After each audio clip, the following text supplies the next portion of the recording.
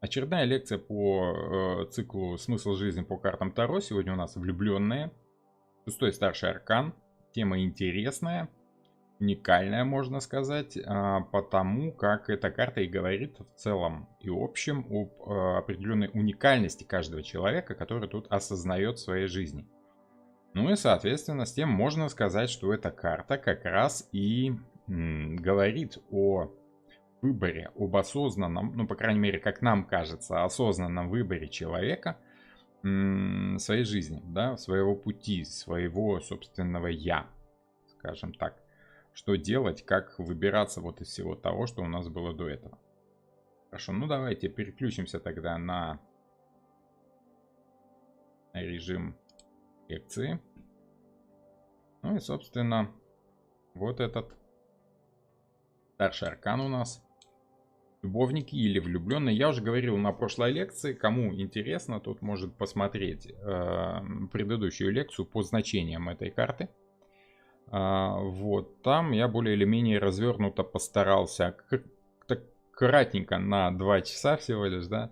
Я постарался развернуть эту карту как в смысловом значении, так и в символическом, да, в историческом чуть-чуть, как она там рисовалась, да.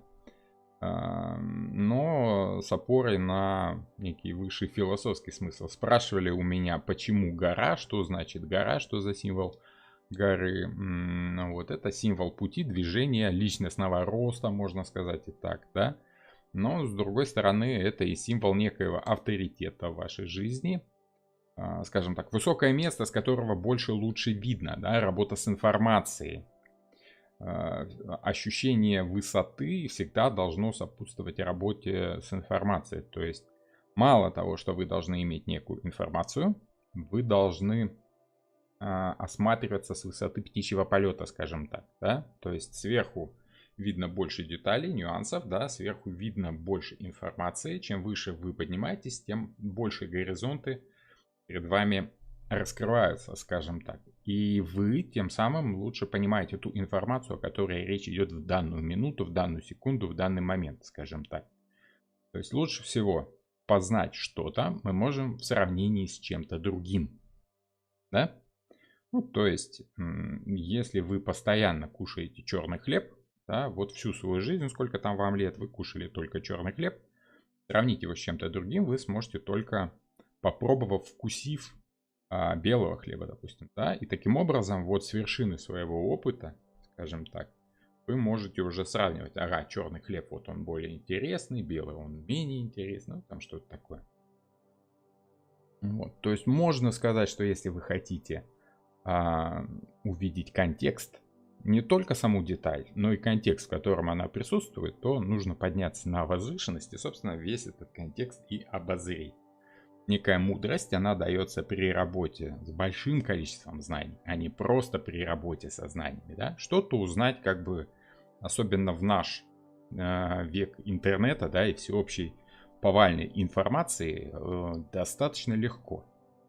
А вот понять, обработать эту информацию, понять, где она правдива, где она неправдива, да, понять, кому верить, что за авторитет вам эту информацию сообщает, можно только в сравнении с чем-то другим, да, то есть, чтобы что-то понять, что это за информация, нужно промесить ее достаточно много.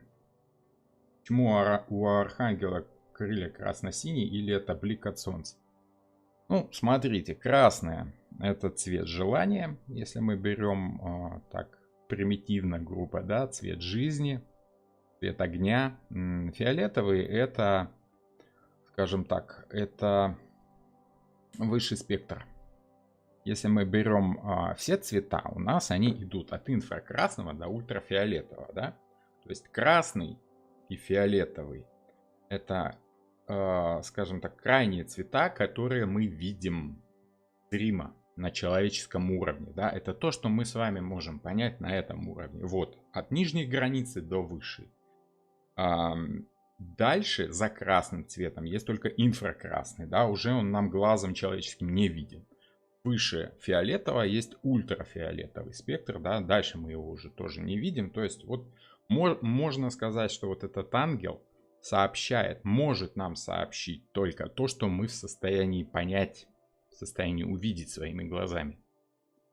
Вот, мне кажется, намек на это, не факт, что Уэйт это знал, но надо отдать должное автору колоды. С интуицией работать он умел, поэтому можно сказать, что если он угадал случайно вот это сочетание цветов, то оно достаточно говорящее.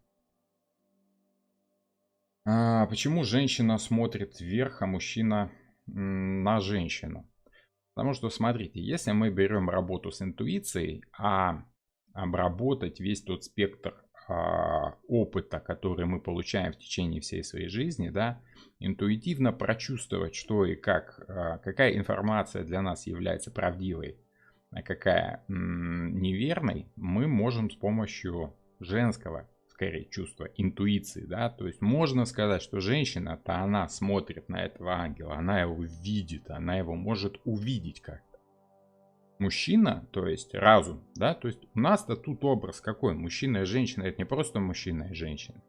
Это интуиция и сознание, скажем так. Сознание и подсознание. То есть мужчина это разум, логика, ум.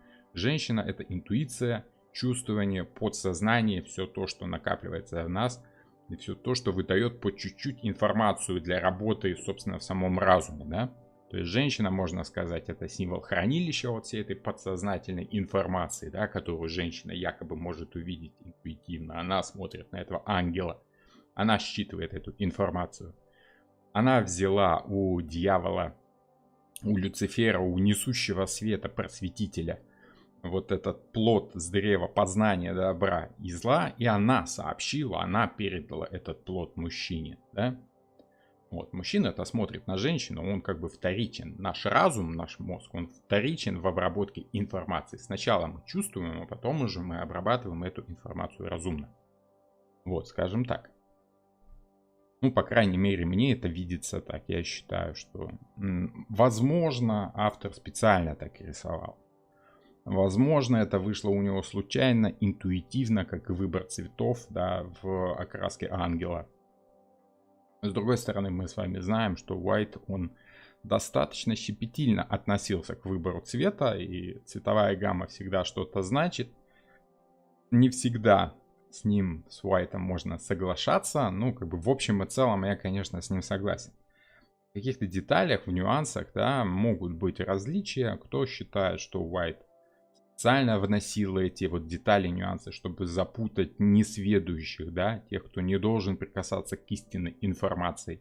С другой стороны, возникает вопрос, зачем он тогда вообще издавал эту колоду, если хотел руководствоваться принципами таинства, да.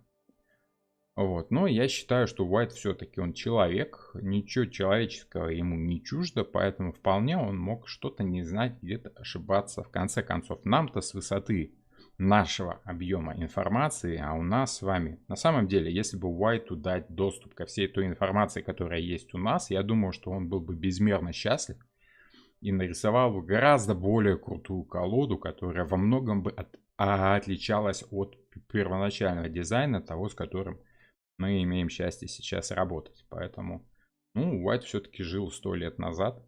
За эти 100 лет мы узнали много нового.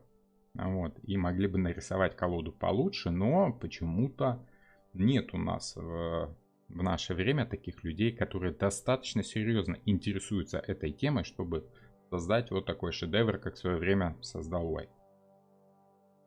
Я так думаю. Архангел дает понять что-то и намекает, что нужно сделать выбор. Может быть, да. Смотрите, выбор-то человек делает сам. На это ему дана свобода воли. Вот, воля, то есть желание, да, присутствует у мужчины. Обязательно присутствует. То есть сознательно мы выбираем то, что нам вольно, то, что нам хочется, то, что мы желаем, исходя из разума. Вот, то есть мы осознаем свое желание и начинаем действовать. Да? То есть, собственно, и совершаем выбор. Потому что выбор по большей части должен быть сознательным, конечно. Вот. То, что женщина это инское, да, существо, это существо, которое обрабатывает информацию, ту, которая есть, и делает выбор скорее подсознательный. Порой этот выбор даже лучше, чем нежели сознательный выбор. Ну, тут уже вопрос совсем другой. Да? Женская логика и мужская логика, но при интуицию не согласен. Ну окей, не согласен, так не согласен. Всем привет, здравствуйте. Колода с инопланетянами, там уже не 78 штук будет. А зачем менять количество? Мне вот не очень понятно, честно говоря, зачем привносить 2 лишние карты, да, в так хорошо работающую колоду, да, 78 карт, ну потому 78 карт, что складывается все в достаточно логичную систему. А вот 2 лишние карты, они уже явно лишние. Их там часто делают бланками, да, то есть белая карта, которая выпадает в гадании и значит, что тебе не дано пока этого знать, тебе не нужно этого знать. То есть, если карта выпадает, вот эта белая пустая карта, то якобы все, надо прекращать гадание. Ну, такое себе. От себятина, честно говоря. Просто потому, что белая карта, две белые карты, они получились потому, что если мы берем стандартный полиграфический лист, его можно внятно разделить на 80 равных кусочков, да, то есть на 80 карт его можно порезать, то есть 2 карты получаются, ну, лишними как бы. Ну, как лишними? Сейчас на них размещают данные издательства, какую-то рекламную там и информацию, то есть такая что-то, эти рекламочки маленькие. Вот. Но делать из них белую карту, ну, такое себе. Я в этой системе не работаю, я не пользуюсь белыми картами.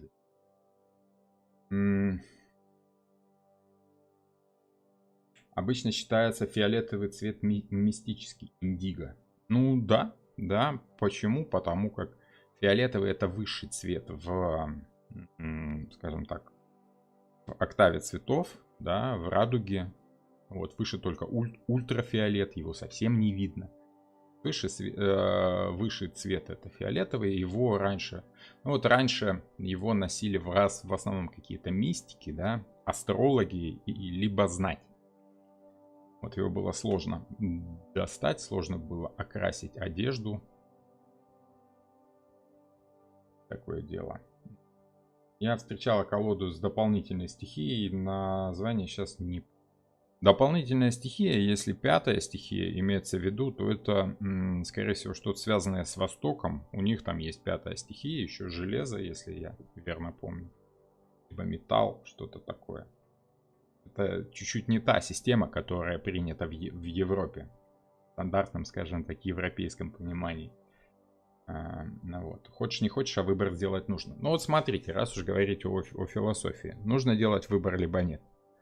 Я уже рассказывал на прошлой лекции анекдот по поводу того, что вот как Адам выбирал себе жену. А? Вот Бог решил, что человеку нужна жена, создал из его ребра Еву, да, поставил перед Адамом, сказал: вот, Адам, выбирай себе жену. То есть хочешь не хочешь, выбор очевиден, да, и так вот у тебя есть что-то одно, ты можешь выбирать, грубо говоря, только действовать либо не действовать, соглашаться либо сказать нет, да, то есть тут выбор такой очевиден. Порой этого выбора-то и нету, но вот выбор соглашаться либо нет у нас есть всегда. Мы просто можем не расценивать некую ситуацию как предлагающую нам выбор. Например, вот я люблю приводить такой яркий, страшноватый пример, да, допустим, вот вы находитесь на 2-м этаже, у вас пожар, двери горят, в двери вы выйти не можете, да, как бы выхода вроде бы нет. Есть неочевидный выход, то есть можно в окно выпрыгнуть, да, ну, ноги поломаете, вам это неприятно, конечно, но это выбор очевидный, вам выбирать особо-то и не приходится, либо умереть, либо нет. Хотя, конечно, можно остаться. Но в каких-то ситуациях выбор как бы выбирается сам собой, да, поэтому его как бы и нет. Вы просто не думаете о том, что есть какой-то выбор в очевидной такой ситуации. Вот мало ли, что она сложная, ну, надо выбор делать, значит надо. Эта карта намекает на то, что человек в силу своей природы все равно будет выбирать то, что ему больше нравится, то, что он считает либо логичным, либо правильным, либо просто интуитивно чувствует, что вот это мое, это мне нравится, это я хочу. Да? В этом случае мы можем сказать, что его выбор, его логика основана на том, что он знал раньше, основана на всем его опыте. Если он не имеет опыта, он и не может выбрать. Да? Допустим, если вы не знаете вкуса 3 новых пирожных, вот у вас, вы пришли в новую кофейню, да, допустим, вам предлагают 3 пирожных. Вот, вы без понятия, каковы они на вкус, и не можете сделать выбор. Вам хочется выбрать самое вкусное, но пока вы не попробуете каждое пирожное, да, у вас особо и нет выбора. Вы будете интуитивно выбирать из того, что вам нравится по цвету, допустим, либо по размеру, либо по запаху. Но вот чтобы сделать осознанный выбор, нужно иметь некий опыт. Да, нужно попробовать то, то и то. Тогда уже, собственно, выбор для вас будет в какой-то мере осознанным, да, опытным этим выбором. Собственно, эта карта, она-то и говорит о том, что у нас всегда есть какой-то выбор. Но этот выбор, конечно, делается на основании того опыта, который в нас заложен, либо сознательно в голову, либо подсознательно. То есть что-то вы уже прожили, да, как-то есть, может быть, что-то родители в детстве говорили, рассказывали, может быть, знакомые рассказывали как-то, но подсознательно этот выбор вы делаете все равно. Всегда есть два варианта, делать либо не делать. Даже если вас съели, у вас есть два выхода, чисто медицинский юмор. Ну да, вот что-то в этом роде, да, то есть либо так, либо так. В любом случае у нас само время, да, оно имеет двустороннее течение, ну, с нашей точки зрения, само собой. Вот, поэтому можно сказать, что, ну, что ж поделать. Либо туда, либо сюда. Как это, умные налево, красивые направо, да. Вот.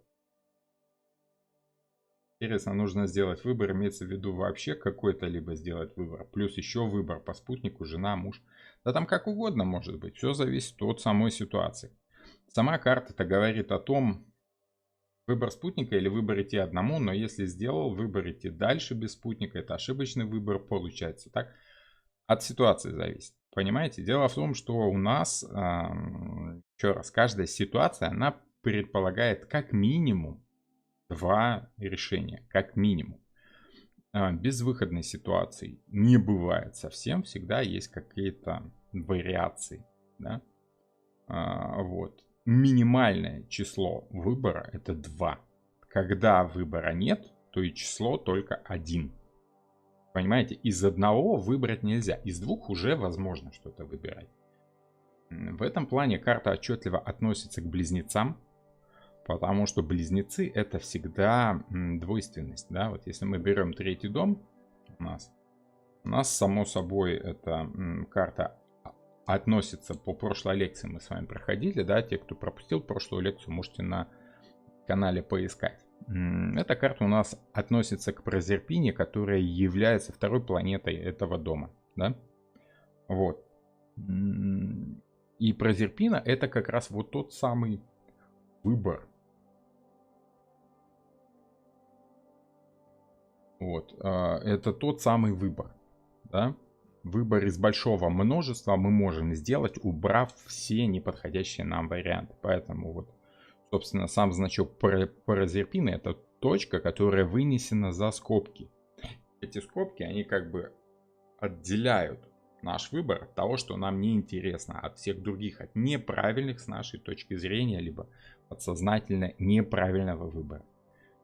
И выбор правильный может быть только один. Правда всегда одна. Это сказал фараон, да? Он был очень умен, ну и там дальше уже по тексту от Наутилус Помпилиуса.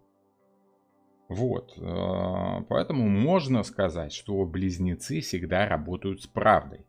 У каждого человека своя правда, но так как близнецы хорошо работают с Меркурием еще, да, основное свойство это близнецов работа с информацией, а работа с информацией подразумевает всегда ощущение того, что есть вторая сторона, да? Это вот ощущение второй стороны у нас идет еще из Хирона, который в свою очередь тянется из Тельца, да? То есть потихонечку планеты в своем движении, они чувствуются. Фараон, который поет. Фараон это тот, который, помните, у Наутилуса Помпилиуса.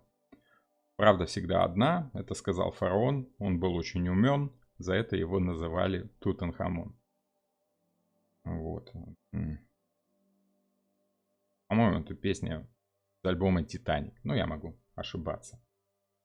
Вот именно, что сказал фараон, за которым стоят жрицы, которые говорят, что говорить фараону, забывая про истину. Ну, это мы уже в детали вдаемся. Я-то просто песню вспомнил. Истина — это, скажем так, выводы, которые можно сделать из всей информации. То есть, скажем так, истина — это вся информация в купе всего, да? Вот когда вы понимаете, что большего вы узнать не можете, когда у вас есть вся информация на данный вопрос, вот тогда вы можете сказать: вот теперь я вижу всю истину по этому вопросу, да, теперь я истинно понял все. А правда — это точка зрения, правда — это всегда точка зрения. И она у каждого человека своя. Вот близнецы хорошо понимают чужую точку зрения. Потому что они могут, ну, вернее, не то чтобы хорошо понимают, они понимают, что есть другая точка зрения. Они могут с человеком работать именно по той точке зрения, которая интересна. Поэтому с близнецами, допустим, всегда интересно общаться. Они всегда могут с вами поговорить на тему, которая интересна и вам, и близнецу. То есть то, что нравится, то, что вы любите. И не все близнецы, конечно, делают этот выбор сознательно, но у каждого из них есть такое умение. Поэтому по этой карте, ну, конечно же, мы можем руководствоваться своим выбором, осознавая, что он сделан на основании опыта. Опыт — это, конечно, обработка информации. Потому что, ну вот, смотрите, что нам может сказать этот миф, да, миф, который мы с вами видим на карте. Это, само собой, сцена из рая, да, перед тем, как Ева вкусила запретный плод с древа познания добра и зла, да, ну вот, до того, как их изгнали из этого самого рая. Вот, когда ты в раю, тебе ничего знать не надо. За тебя все решили. Ты просто действуй по шаблонам, действуй по правилам. Вот как тебя научил этот самый Иерофант. Вот он и есть тот высший жрец, да? Человек, который знает ответы на все вопросы. Вот. Он тебе просто сообщает уже готовый ответ. Но этот готовый ответ, он, понимаете, он как сшитый по шаблону костюм. Он просто там какого-то 42-го размера. Ты какой человек у нас? Ты вот такого роста, вот такого веса, таких габаритов. Тебе подойдет 42 размер. А вот человек чуть-чуть поменьше, ему подойдет там, я не знаю, 40 размер. Вот и все. Это то, что может передать Иерофант. Иерофант дает такие как бы шаблоны, которые на самом деле для тебя являются истинными. 42 размер тебе подходит. Вот. Но если ты хочешь на самом деле, чтобы этот костюм был под тебя, ты должен, как его, ушить, да, сделать под себя, под свою фигуру. Вот. Поэтому, как бы, переходя в карту любовники, либо возлюбленные, влюбленные, мы понимаем, что от общих шаблонов нужно отказываться. Что нужно более глубоко погружаться в тему и делать выбор, основанный на нашем опыте. Если ваши подружки привели вас в новую кофейню, как я уже говорил, да, и говорят: вот 3 пирожные, вот это очень вкусное, эти 2 не очень такие, а вот это очень вкусное. Вы, конечно, можете поверить Иерофанту, авторитету, опытному человеку, который обладает уже всей информацией по Меркурию, может тебе передать информацию, да, проверенную как бы уже за тебя. Вот, и сказать: вот это ешь, и ты будешь счастлива, да? Вот с этого дерева ешьте, а вот с этого дерева не ешьте, да? То есть определенное правило. Но у тебя всегда есть выбор. Либо следовать этому правилу, да, слушаться высшего авторитета, того, кто уже знает, либо того, кто вообще создал все эти пироженки, да? Либо ты хочешь нарушить правила и сделать не так, как тебе советуют, а попробовать самостоятельно. Сравнить. А что такое сравнить? Это взять 2 и сделать какой-то выбор. Вот правильный выбор ты можешь сделать только после того, как коснешься и одного предмета, и второго. Понимаете? Поэтому эта карта, она всегда опытный выбор. Когда выпадает эта карта, она всегда говорит о том, что человек либо уже имеет опыт и может сделать этот осознанный выбор, либо он в момент, когда выпадает эта карта, собственно и начинает приобретать этот опыт, который может быть записан ему как очередная информация, как бы вторая половинка информации, с помощью которой он теперь уже сможет делать осознанный выбор.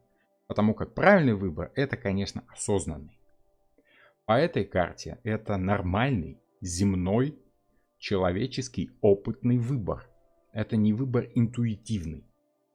Интуитивно мы можем руководствоваться, пробовать либо не пробовать, верить либо не верить этой информации. Да? Но вот истинное знание для себя, опытное, для нас приходит только после того, как мы ощутим на себе влияние вот этой информации. На себе проверим, грубо говоря. Понимаете? Как отличить выбор сделать от выбор сделан или выбор не надо делать? Все зависит от формулировки, которой вы задаете вопрос. Если что он чувствует ко мне, да, допустим, женщина спрашивает, что мужчина чувствует ко мне? И вот выпадает эта карта. Есть очень плоские значения, такие цыганские, да. Во-первых, он может чувствовать, что вы ему нужны как-то в образе любовницы, да? То есть любовница — это та, которую ты на самом деле любишь, там что-то с ней делать любишь. Либо жить, либо просто спать, да, либо как-то еще. Вот. Перевернутая карта может значить, что он хочет вас держать на расстоянии, потому что он знает, что ему от вас нужно, знает на опыте, да? Либо эта карта может значить, скажем так, что он осознанно понимает, что ему в вас нравится, какая-то отдельная черта. Есть что-то, за что он вас выбрал, что-то такое, что ему в вас нравится, что он любит, да? Не то, что вот как ему сказали, вот нужно выбирать красивую, с большой грудью, блондинку с длинными ногами. А тут он отчетливо понимает, что вот у него есть конкретный образ, и конкретный этот образ за что-то ему нравится. Там уже у каждого свое. У кого грудь, у кого волосы, у кого глаза, у кого личность и разум. Да? Кому хочется поговорить, а не просто там какие-то телодвижения в постели. Вот. То есть есть плоский цыганский смысл, что просто любовники, да? А есть более философский смысл карты. Все зависит от того, на каком уровне вы делаете расклад. Если вы делаете его примитивно по-цыгански, то эта карта будет просто значить любовники, да, и все. Что тут заморачиваться, да? Но в любом случае это выбор человека. Если вы стараетесь всматриваться в суть причин, да, тех явлений, с которыми вы сталкиваетесь, что там, почему он выбрал именно вас, да, и прочее, прочее. Эта карта скорее говорит о том, что выбора-то у него толком и не было. Почему? Потому что ему нравится в вас то, что ему нравится, да, то есть он же не может себе диктовать, какой выбор ему делать. Вот если ему нравятся блондинки с большим бюстом, да, с длинными ногами, то он будет выбирать это просто потому, что ему это нравится, он будет более склонен к этому. Если ему нравятся умные брюнетки, допустим, опять же такой шаблон, да, в очках строгие такие, да, то возможно, потому что у него был некий опыт общения с такими женщинами и были какие-то приятные минуты, да, может быть, учительница в школе, там ему очень нравилась вот такая брюнетка в очках, такая строгая, да, в строгом костюме. Вот, поэтому он может быть склонен делать этот выбор. Он может это осознавать, он может это не осознавать. Карта становится правильной и полезной в тот момент, когда мы осознаем, почему нам нравится этот выбор, который мы делаем, да, почему нам нравится вот женщина такого типа. Если мы вспоминаем, если это доходит до сознания, вот этот наш жизненный опыт, тогда для нас все становится очевидно. Вот почему. Ну окей, хорошо, тогда будем продолжать. И он будет хотеть этого уже осознанно. Избавиться от этого подсознательного желания, а тут всегда присутствует и подсознательное, и сознательное. Но подсознательное, оно первично. Потому что женщина-то сначала смотрит на ангела, То есть наше подсознание сначала чувствует, хорошо это или нет, потом уже сообщает сознанию, скажем так, намеком, нравится это ему или нет. Спрыгнуть с этого ощущения очень сложно. Во-первых, почему? Да потому что оно у всех одинаковое. У всех этот процесс происходит как по шаблону, как по иерофанту. Люди-то они примерно одинаковые все, да? Нравится примерно всем, примерно одно и то же. Различаются в деталях. Так вот, иерофант это то, что нравится всем. Это то, что привыкли любить. То, что привыкли выбирать, да. Вот выбирай это, и будет тебе нормально. Выбирайте стандартное блюдо дня, оно нравится всем, и вам тоже будет нравиться. Но если вы человек нестандартный, вы понимаете, что сначала нужно попробовать все блюда, чтобы самостоятельно сделать выбор, что вам нравится больше всего именно вам. Прыгнуть с этого состояния очень сложно, потому как противоположный знак у нас Стрелец, там же Юпитер с зависимостью в Нептуне, да, то есть постоянное желание чего-то нового, постоянное желание что-то познавать, приобретать некий жизненный опыт, постоянное желание жить дальше с целью приобретения этого опыта. То есть зачем человек желает жить? Чтобы узнать, что там дальше-то будет. Вдруг там дальше будет какой-то более приятный опыт, чем у него был до этого. Да?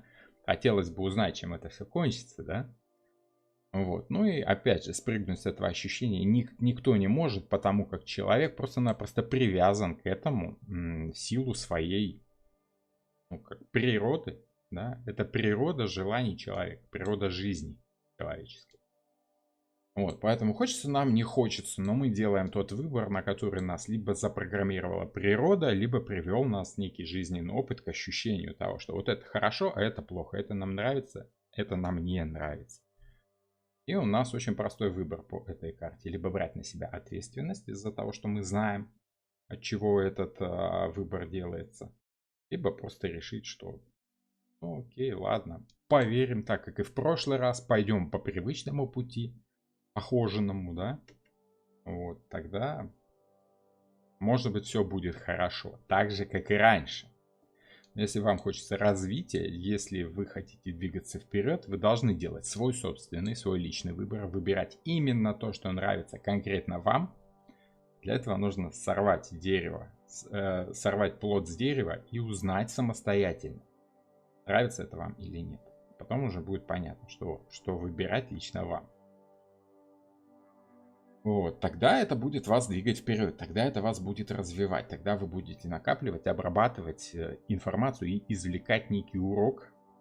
Вот та самая гора, это намек еще и на Козерога, на мудрого человека, который чем выше он, тем больше он видит. Жираф большой, ему видней. Да? Вот, опять же, гора это накопление, нагромождение чего-то, того самого опыта, который мы насыпаем своими руками все больше и больше и больше. Знаете, вот эти картинки в интернетах, когда человек пытается перелезть через стену, складывая книгу на книгу, да, вот это и есть та самая гора. Накопление знаний, накопление опыта. Чем больше вы знаете, тем, с одной стороны, сложнее вам сделать выбор, но с другой стороны, более очевидным он становится. Значит, эта карта никогда не говорит о наличии чувств согласно названию, а как раз наоборот, раз уж возникла тема выбора. Это очень сложная карта, потому как, вот, допустим, Уэйд не согласился со своими предшественниками. Там, как бы, вроде бы была тема того, что человек всегда стремится выбрать что-то плохое, да, то, что присуще его природе. И сознательный человек должен тянуться к светлому, хорошему, идти к Богу. Да? Ну, Уэйд решил нарисовать эту карту так, где как бы выбор за нас очевидно делается. Да? То есть вот то, что нам нравится по природе, то человек и выбирает. Природа, опять же, если мы берем мать природу, то это телец, это накопление вот того самого жизненного опыта, да. То есть, с одной стороны, ну, люди спорят, понимаете, делает выбор человек осознанно, либо вот эта осознанность, это просто имитация, которая прикрывает собой просто жизненный опыт, да, просто работу подсознания, которая перетасовывает вот всю эту инфу и выдает вам нужный вариант. То есть, смотрите, даже если мы берем современных ученых, они говорят, что выбор как таковой человеку не свойственен. Человек просто, следует своим желаниям, своим привычкам, да. То есть есть такая штука, когнитивная психология, да, когда все действия человека объясняются какими-то рациональными причинами. Да, что вы не любите Льва Толстого, потому что вас в детстве, в 3 классе, либо в 4, сосед по парте крепко стукнул томиком русской литературы, на обложке которого был нарисован Лев Толстой. С тех пор вы Льва Толстого не любите, и когда вы будете делать выбор, чтобы вам почитать, вот, ваш выбор будет основан и на том воспоминании тоже. И, скорее всего, вряд ли вы выберете Льва Толстого, потому как это у вас негативный опыт в вашей жизни, но вы можете и не помнить, он может лежать глубоко в подсознании. Вот, и человек таким образом, не осознавая того, что он делает выбор, все равно, будет думать, что да, тут все понятно, какой тут выбор. Вот есть какая-то ерунда, какой-то Лев Толстой, а есть Мария Донцова. Выбор очевиден, тут мне даже и выбирать не надо. Хотя на самом-то деле он выбирает. Поэтому люди до сих пор спорят. Осознанно мы выбираем то, что нам нравится. Либо нам это нравится в силу каких-то причин. Никто пока внятно на эту тему что-то сказать не может. Поэтому, тут уже выбирайте на свой вкус и цвет. Как следовать. Считать, что нам нравится что-то из-за того, что мы хотим этого, либо мы хотим этого из-за того, что нам это нравится. То есть, что было раньше, курица либо яйцо? Нельзя сказать. То, что за мужчиной огонь, за женщиной плоды, как образ земли, а между ними воздух, облака, это имеет какое-то значение смысловое? Да, это имеет смысловое значение. Символика-то ясна, об этом даже Уайт писал, что древо жизни и древо познания добра и зла. Так вот, древо познания добра и зла и плоды. Что такое плоды в символике вообще? Это итоги, это какие-то результаты, это что-то накопленное. Это то, что у нас получилось по итогу. Это то, к чему все идет. Да?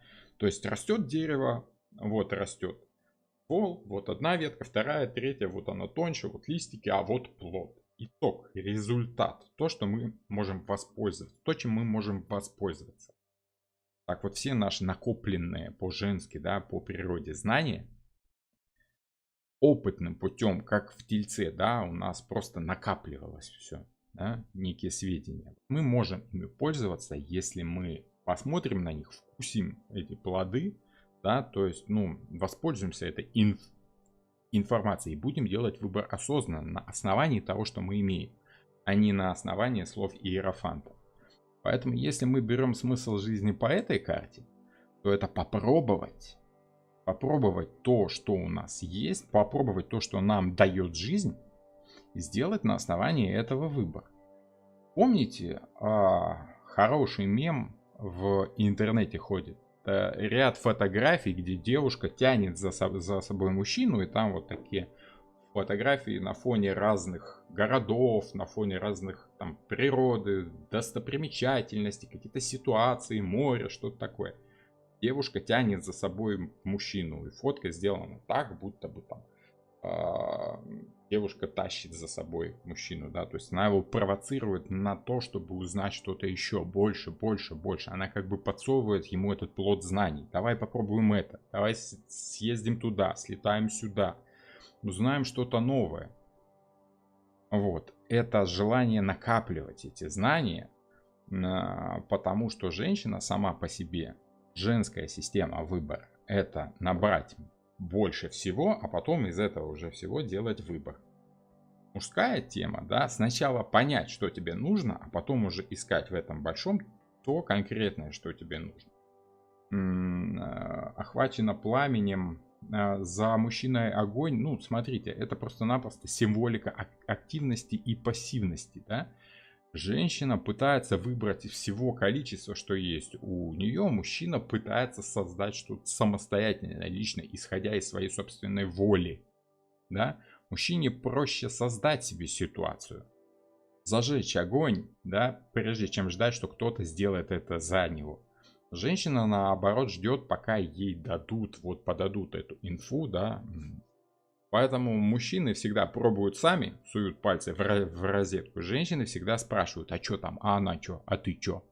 Да? Поэтому женщины всегда с интересом воспринимают инфу, а мужчины эту инфу как, ну, создают, да, то есть делают, творят, создают повод.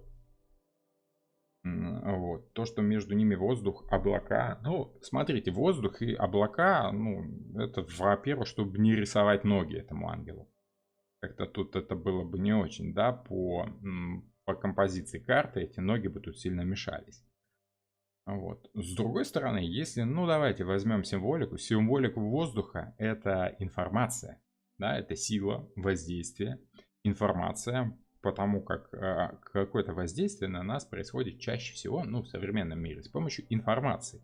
Да, то есть нам что-то сообщают, что заставляет нас что-то хотеть, двигаться в какую-то сторону, что-то делать, да, и передавать там какую-то новую инфу дальше.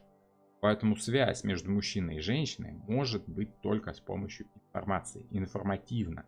Да?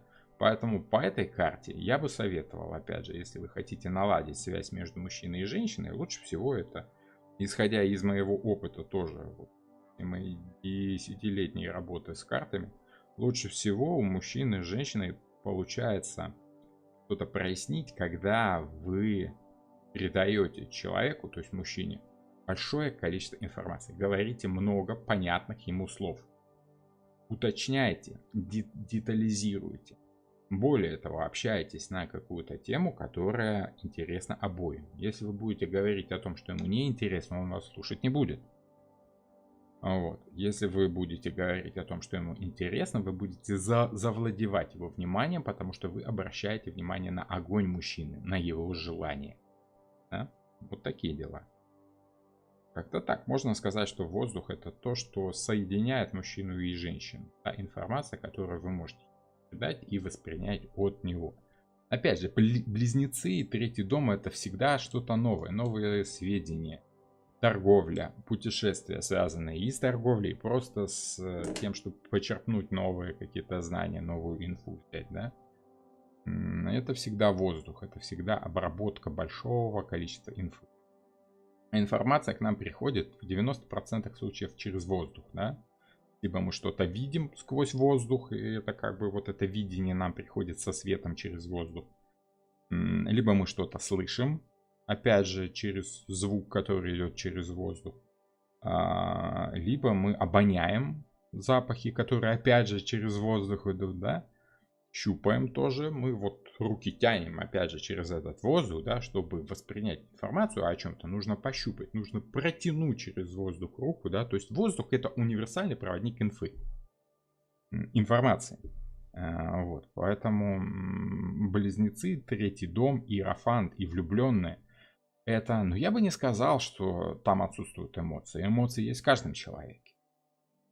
Но если вы осознаете свои эмоции, если вы поймете, почему вы любите вот конкретно это кафе, это блюдо, этого человека, да, тогда вы будете осознанно идти именно в это кафе, именно это блюдо заказывать, вы будете выходить замуж именно за этого человека, потому что вы знаете, чем он вас покорил, да, тем, что он богатый, либо сильный, либо красивый, либо умный, да, либо добрый, либо все вместе. Это, конечно, и идеальный вариант, но такое редко бывает, чтобы и богатый, и добрый, и сильно умный, красивый. Это прям сказка какая-то. Но такое тоже бывает, такое тоже случается, честно. Вот, можно сказать так как-то. Я думаю, что это, ну, роль воздуха в третьем доме. Опять же, иерофант, он работает с воздухом, с информацией, он сообщает ученикам своим информацию. Поэтому в первую очередь самое важное, что может делать человек, обрабатывать информацию, он может разумом, разумно. Может быть, тут проседает чуть-чуть интуиция, да? Потому как иерофанту ему нужно четко понимать, четко знать, что он говорит. Конечно, он может интуитивно догадываться, какая нужна человеку информация от него, а какая не нужна. Он должен интуитивно как-то находить эту инфу именно там, где нужно. И интуитивно чувствовать, подходит ли эта информация вот конкретно этому человеку, да.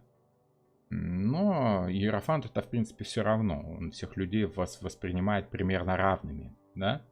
Поэтому близнецы всегда чувствуют других людей равными себе. Ну, в чем-то, да. То есть они чувствуют, что, конечно, есть какая-то разница, но вся эта разница несущественна, так как в общем и целом, по каким-то шаблонам, мы все в чем-то похожи, все мы в чем-то человеки, да, все мы люди, все мы человеки. Вот. Уже потом в своем развитии он начинает понимать, что несмотря на то, что нам всем нравятся какие-то общие такие, да, вещи, да, нам всем нравится ходить в кафе, нам всем нравится сидеть в уютных этих кафешках. Ну вот у нас во Вроцлаве, к примеру, масса очень уютных, интересных кафе с террасами на улице, да. И ты сидишь и смотришь, как мимо там трамваи ездят, люди ходят, туристы, это вот все, да, старый город, это, ну, классно, здорово. С другой стороны, вот ты тянешься к этому ощущению, да, побыть вот в этой атмосфере неосознанно. То есть тебе просто хочется сходить на рынок, да, на центральную площадь Вроцлава и посидеть в какой-нибудь кафешке, чтобы просто вот смотреть, вот, ощутить вот примерно тот самый дух, да, приложить к себе этот шаблон настроения этого. Но когда ты начинаешь в это погружаться, ты начинаешь думать, хорошо, а в какое именно кафе пойти? А вот тут народу много, я тут не хочу. Да, мне не нравится много народу, я не люблю, когда много народу. Я люблю, когда мало народу. Поэтому вот из этих шаблонов по Иерофанту мы начинаем выбирать то, что нам нравится. И опять же, вопрос в том, осознанно мы выбираем, осознанно мы делаем выбор, либо неосознанно. Осознанней оно проще, оно происходит быстрее, потому что на двух ногах человек бежать может быстрее, чем скакать на одной. Если мы будем руководствоваться только интуицией, да, нам придется обойти все кафе, чтобы почувствовать, постоять рядом с каждым и подумать так, вот тут как-то атмосфера как не очень, да, ну-ка я посижу, попробую, прочувствую. По-женски это сесть и прочувствовать ауру, да, место, прочувствовать опыт на себе, ощутить, скажем так, по-женски. По-мужски гораздо проще подумать. Так, в последние 5 раз я был в разных кафешках. В этих двух мне понравилось, в этих трех мне не понравилось. Что там было общего? Да, какие там были шаблоны по Иерофанту? В этих трех было много народу, в этих двух было мало. Возможно, если исследовать логическому пути, то, возможно, мне больше нравится, когда мало народу. Давайте мы сходим вот сразу в эти два кафе, не будем тратить время на те 3 кафе, в которых народу много. Причем количество народа там может меняться. Человек делает осознанный выбор, не просто те кафе, которые ему понравились раньше опытным путем, а как раз те кафе, которые сейчас обладают большим количеством свободных столиков, да. Ситуация-то может меняться, и близнецы чем хороши? Тем, что они достаточно быстро под эту ситуацию меняются, они подстраиваются, они как вот это вот щелкать пультом, да, в выборе чего-то интересного. Тоже близнецы, это ты выбираешь из большого количества похожих каналов что-то такое, что понравится конкретно тебе. У нас кабельное есть, да, там дети смотрят какие-то познавательные там самые свои передачки детские. И мы изредка с женой смотрим кино какое-нибудь. Причем не то, чтобы мы специально садимся. Ну, давай посмотрим полчасика какое-нибудь кино, допустим, нащелкаем что-нибудь. И сидишь и щелкаешь там 10, там 20 этих каналов с кино. Ты перещелкиваешь все эти одинаковые шаблонные каналы, пока ты не наткнешься на какой-нибудь фильм, давно тебе известный, тобой уже любимый, и ты хочешь опять погрузиться в привычные тебе ощущения. И ты знаешь уже, понравится тебе это ощущение, либо нет. Вот мы так часто смотрим. Не факт, что мы будем все кино смотреть, может мы там полчасика посмотрим, там, я не знаю, какой-нибудь второй Терминатор, да, либо какие-нибудь Звездные войны, либо еще что-нибудь романтическое, если на настроение сейчас. Вот. Но если мы знаем, какое у нас настроение сегодня, мы можем сделать выбор канала и выбор фильма более быстрым, более осознанным. Мы перещелкиваем сразу на канал с романтическими фильмами.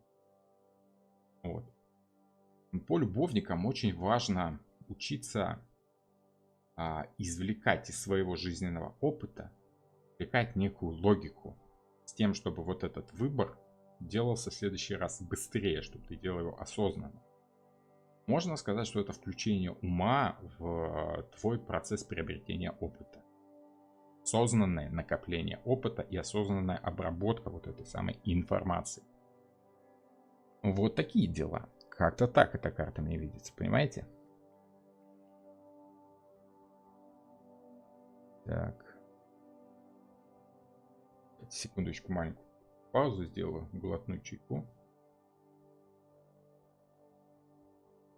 Даже ту же самую чашку, да, вот смотрите, у меня есть чашка рабочая. Почему она рабочая? От того, что я, когда ее в руках держу, она вызывает очень приятное ощущение. Тактильное. Она такая чуть рисунком. Рисунок такой, как бы не то чтобы средневековый, но такой, знаете, похожий чем-то, да, по ощущению похожий. И тактильно приятное. И по форме так нормально. И ничего. Выбирал я эту чашку большого количества чашек. Делал это осознанно. Я сначала отсеял все светлые чашки, потому как я светлые чашки не очень люблю, я только кофе пью. Выбрал темные чашки, вот эти, вот дальше уже выбирал рисунок. То есть я делал свой выбор осознанно. Если бы я делал этот выбор неосознанно, да, мне пришлось бы каждую чашку брать в руки, пробовать, смотреть, так это как не очень, а на цвет как, вот может, то есть, ну это было бы слишком долго. Так вот, любовники, это когда ты выбираешь то, что ты любишь, то, что ты уже любишь. Это твой осознанный выбор именно того, что ты любишь на основании какого-то опыта. Но этот опыт, конечно, надо накопить. То самое, чтобы что-то узнать, плод запретный с дерева нужно съесть. Попробовать. Поэтому, если мы берем смысл жизни, да, по картам Таро и именно эту карту. Если в предыдущей карте, да, для нас вполне хватало работы с информацией, да, найти смысл жизни в том, чтобы передавать человеку ответы на те вопросы, которые он ищет, учить людей, да. Но иерофант это скорее такая информация, которая общая, которая есть у всех. Это не создание чего-то нового, это просто передача того, что есть уже, в нужные правильные руки. Вот. То по любовникам это сознательный выбор большого количества той информации, которую тебе передают иерофанты, ты выбираешь именно то, что тебе нравится, именно то, что ты любишь. И на протяжении, ну, я не знаю, может быть всей жизни, может быть отдельного момента, нужно выбирать именно то, что конкретно тебе нравится. Да? Я вот, допустим, как правило, человек, который понял, ощутил эту карту, он всегда будет стараться выбрать то, что ему нравится. Чего бы это ни касалось. Как выбора блюда за ужином, так и выбора человека, с кем общаться, с кем нет. Друзей себе нужно выбирать сознательно, чтобы вам было интересно общаться на эту тему, которую вы оба любите. Просто абы с кем общаться, ну в этом просто нет смысла. У вас не происходит накопление общения того, которое вам нужно, того, которое вам нравится, понимаете? Поэтому по этой карте очень важно понимать, что ты любишь. Учиться выбирать осознанно, что же тебе нравится. Мне для понимания карты очень помогает понимание присущих черт планете, с которой вы ее соотносите. Ну, та же самая Прозерпина, как я уже сказал, она очень хороша именно в понимании своего, ну, вот, символа в прямом смысле слова. Это вот одна точка, да. Почему она одна? Потому как она вынесена за скобки. Как я уже сказал, Прозерпина это деталь, нюанс, да. Если Диметра, мать Прозерпины, это сноп пшеницы, это природа живородящая, да, то Прозерпина это ее дитё, которое имеет в себе весь потенциал своей матери, да, вот то самое зерно может родить весь этот сноп пшеницы по итогу. Но пока оно только одно зерно. Вот. И вот это прозерпина — это тот выбор, который вы сознательно делаете, и который может вырасти во что-то очень серьезное, во что-то очень интересное, если вы проведете правильные действия. Во-первых, если вы правильно выберете то самое зерно, не залежавшееся, не поеденное мышью, а целое жизнетворное зерно, да, которое, если его посадить в землю, оно даст ростки и даст урожай. Да? Потом уже вы должны что-то будете делать с этим зерном по колеснице. Да? Потом уже как-то творить что-то из того, что выйдет по итогу. Ну и дальше, дальше, дальше. Это следующая карта. Но понимание, правильный ты делаешь выбор, либо неправильный, он происходит только после того, как ты по Меркурию обработаешь большое количество однообразной, похожей информации по близнецам. Близнецы — это многочисленные повторяющиеся действия, да? Вот, которые ты понимаешь, что какое-то из этих действий у тебя получается лучше, и начинаешь пытаться вот сделать еще лучше. Смотрите, по этим двум картам Иерофант и Любовники, да? Иерофант — это учитель, который говорит детям: так, дети, давайте рисуем букву А. Вот она рисуется вот так. Все дети начинают рисовать букву А. По Иерофанту ты должен нарисовать много букв А, чтобы у тебя наработался шаблон, автоматизм. Твоя рука по шаблону рисует эту букву А. И она должна быть одинакова сначала у всех, у всего класса. Понимаете? Просто потому, что задача Иерофанта не выработать у детей индивидуальный почерк, а выработать у детей правильный почерк. Правило — это то, что создал глава семьи, император, да, Иерофант это правило передает другим людям. Букву А рисовать нужно вот так. Все дети по шаблону, по этим прописям повторяют. Но когда ребенок начинает понимать, что вот он может рисовать эту букву А вот таким образом, у него возникает желание рисовать эту букву А так, как ему лично удобно. Мало ли что, может он там натирает мизинец, когда рисует эту букву А. Ему проще этот мизинец убирать, да, и эта буква А у него выходит такая чуть с хвостиком. И вот он начинает рисовать эту букву А с хвостиком. Букву Б с хвостиком, с каким-то другим уже хвостиком, да. Букву С еще с каким-то хвостиком, да. То есть у него создается свой индивидуальный почерк из того, что ему нравится. Как ему нравится писать эту букву А, и создает именно ту букву А, которую он любит. Которую он любит писать, потому как ему удобнее. Вот. Он может осознанно писать все буквы прописными. Вот. Но такой отход от шаблона будет наказуем. Понимаете, это слишком уж так. Об этом у нас речь идет в Дьяволе, где ты отказываешься от какой-то системы, да, и пытаешься вот самостоятельно выразить свою индивидуальность в непохожести на всех других людей. Это, в принципе, и там какая-то системная информация, да, но вот тут в эту систему ты пока погружен, и освободишься от этой системы ты только в Дьяволе. Но пока ты должен ее хорошо выучить, чтобы выбрать свое вот в этой самой системе. Вот та самая прозерпина — это твой выбор в большом количестве системной информации. Смысл жизни по любовникам — это как раз выбрать правильного для тебя человека. Не мужа обеспеченного, как мама с папой сказали, выходи за богатого, будешь как сыр в масле кататься, да. А когда ты выбираешь человека за то, за что ты его полюбила, вот, и порой вот то, что ты любишь, не всегда соответствует с тем, что тебе хотелось бы иметь в жизни.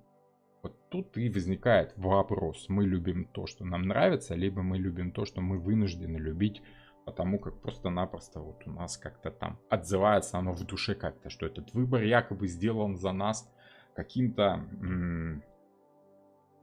наверное, маленьким богом, который летает с луком и стрелами и стреляет в тебя, да, заставляя тебя любить что-то такое, что ты, может быть, и не хотел бы любить. Кто у нас стреляет из лука? Кто у нас такой? Стрелец. Да, вот он.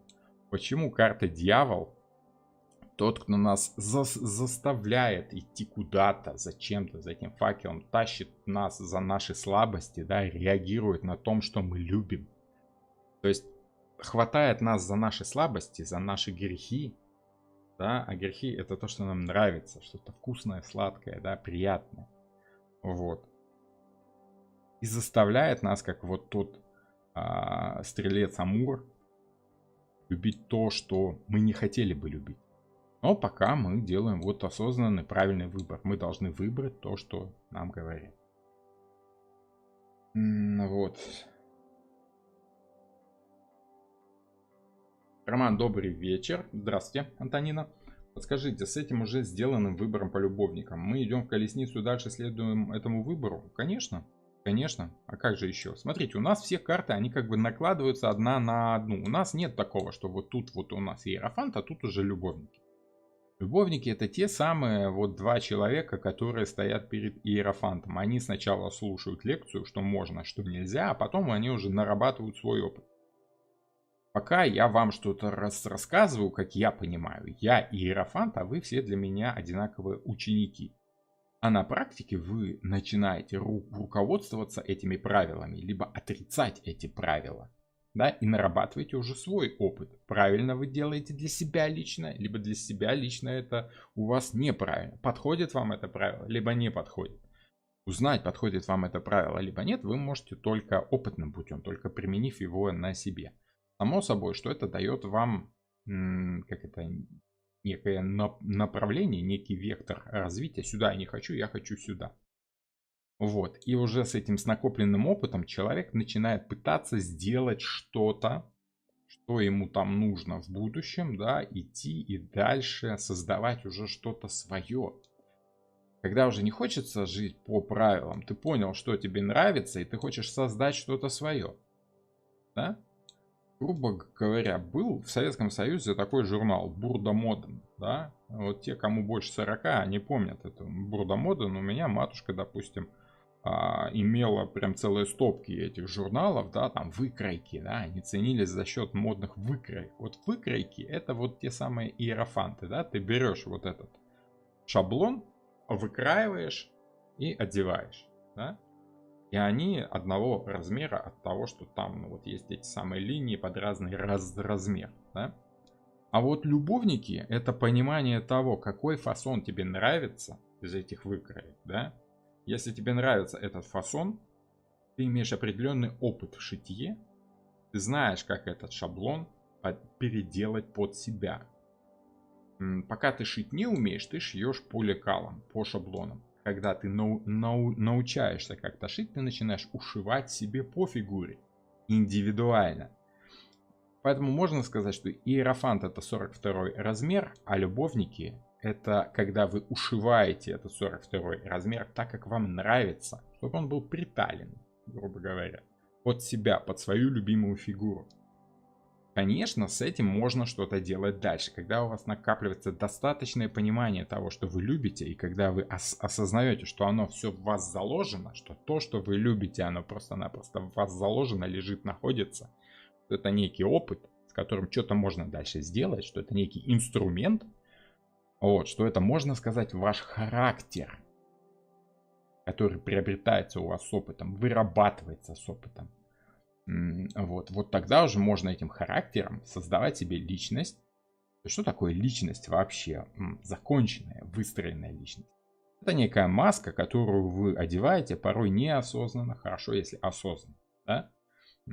И показываете другим людям. То есть действуете против других людей. Одеваете вот эти доспехи, шлем с личиной. Личина вообще это лицевая часть шлема, да? Вот, личность. Это то, что видят люди в вас. Это то, с чем они сталкиваются при общении с вами. Хорошо, если у вас это сознательно, да, то есть, вот, например, я когда включаю видеокамеру, я говорю: здравствуйте, с вами пан Роман, да, то есть перед вами предстает такая личность в виде пана Роман, да. Вот. Хотя, честно говоря, я в своих лекциях я не кривлю душой, да, и как-то не умею вести себя так, как мне, как это, неприятно, да. Я не буду лебезить, я не буду спорить с людьми, если вижу, что там нет смысла. То есть у меня эта личина, она чаще всего поднята. Поэтому вот то, что я говорю, это то, что я думаю. Я не пытаюсь следовать каким-то шаблонам, просто потому что я уже понял, что мне нравится, я понял свой характер, я понял, как им действовать. Да? Можно сказать, что я в чем-то понял свои сильные черты характера. Понял, где мои слабые черты характера, вот те самые черные и белые сфинксы, да, сфинксы. Вот. Я осознанно стараюсь руководствоваться своими благими побуждениями, а свои темные, страшные, как бы убирать подальше, чтобы они мне не мешали быть таким хорошим человеком, насколько мне хотелось. Поэтому да, потихонечку эти любовники переходят в колесницу, в повозку. С другой стороны, если мы берем такой любовники, это рай земной.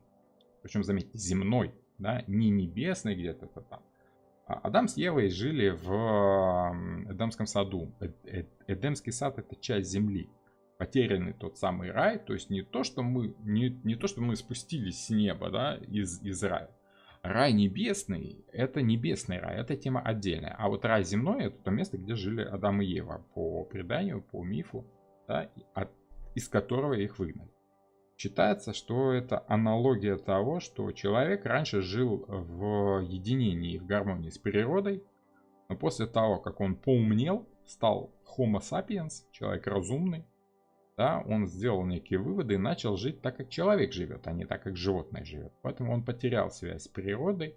Его, если вбросить, а современного человека, тем более, если вбросить в дикую природу, он там, скорее всего, очень быстро загнется.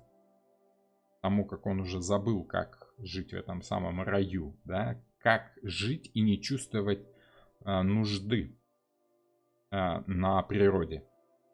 Очень мало кто из людей может жить вот так вот свободно, чувствовать, что тебе все хорошо, что тебе все есть, что тебе не нужно думать, рассчитывать на завтрашний день, делать какие-то запасы и прочее. Вот.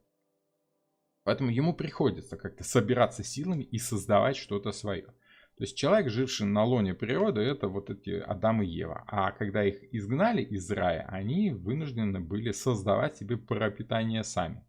То есть началась эпоха земледелия.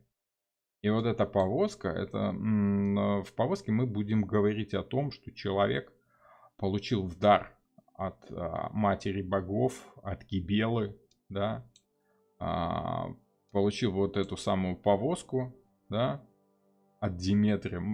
Кибела, матерь богов, природа и Диметра — это, в принципе, одно и то же. Получил от Диметры и Прозерпины зерна пшеницы с указанием: езжай куда-нибудь, засей поле и создай там город. То есть это намек на то, что человек создает свою цивилизацию. О том, что он должен создать свой город. Вот он там, сзади, да. Поэтому, да, сделав свой выбор, мы должны идти к какой-то цели.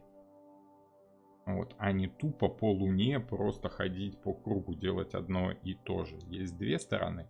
Да, мы можем как трамвай просто ездить по рельсам из конца в край, а можем получить свободу и заложить что-то новое, создать какой-то новый маршрут. А что эта карта говорит о финансах? Еще о Иерофанте. Этот аркан дает движение, развитие ситуации, или это больше оценка ситуации? Каждая карта — это движение, каждая карта — это развитие ситуации. Просто развитие ситуации по каждой карте происходит по-разному. В Иерофанте это, конечно, поиск ответов на те вопросы, которые вам задает ситуация. Как мы будем действовать? Традиционно? А как это традиционно? Как обычно люди действуют в таких шаблонных случаях, да? То есть мы берем какое-то хранилище информации, некий жизненный опыт умных, мудрых людей, либо тех, кто уже просто были в этой ситуации, и пытаемся их шаблон применить к своей жизни. То есть мы не просто варимся в какой-то сложной ситуации, мы пытаемся найти ответ в этой ситуации. Можно сказать, что это движение вперед. С другой стороны, все зависит от контекста. Опять же, в каком-то контексте эта карта будет говорить, что вы топчетесь на месте, что вы пытаетесь как-то по шаблону решить вопрос. С другой стороны, если эти шаблоны помогают, они вас продвигают вперед в понимании этой ситуации. Если в следующий раз ситуация опять предстанет перед вами в каком-то неприятном виде, вы вынуждены будете искать новый шаблон, уже как бы слегка новой ситуации. То есть потихонечку иерофант движется вперед. Вот, но с накоплением базы данных, скажем так. По иерофанту происходит накопление опыта. А вот по любовникам вы из этого опыта уже делаете осознанный как бы выбор. Поэтому эта карта часто карта выбора. Можно сказать, что когда вы сделали выбор, у вас происходит как бы резкий перелом, да, вы решаете что-то делать, да. Поэтому можно сказать, что иерофант это потихонечку понимание чего-то, а любовники это когда вы что-то поняли и начинаете действовать. Но, скажем так, выбор это не есть действие. Выбор это выбор. Мы очень часто путаем выбор с действием. Понимаете?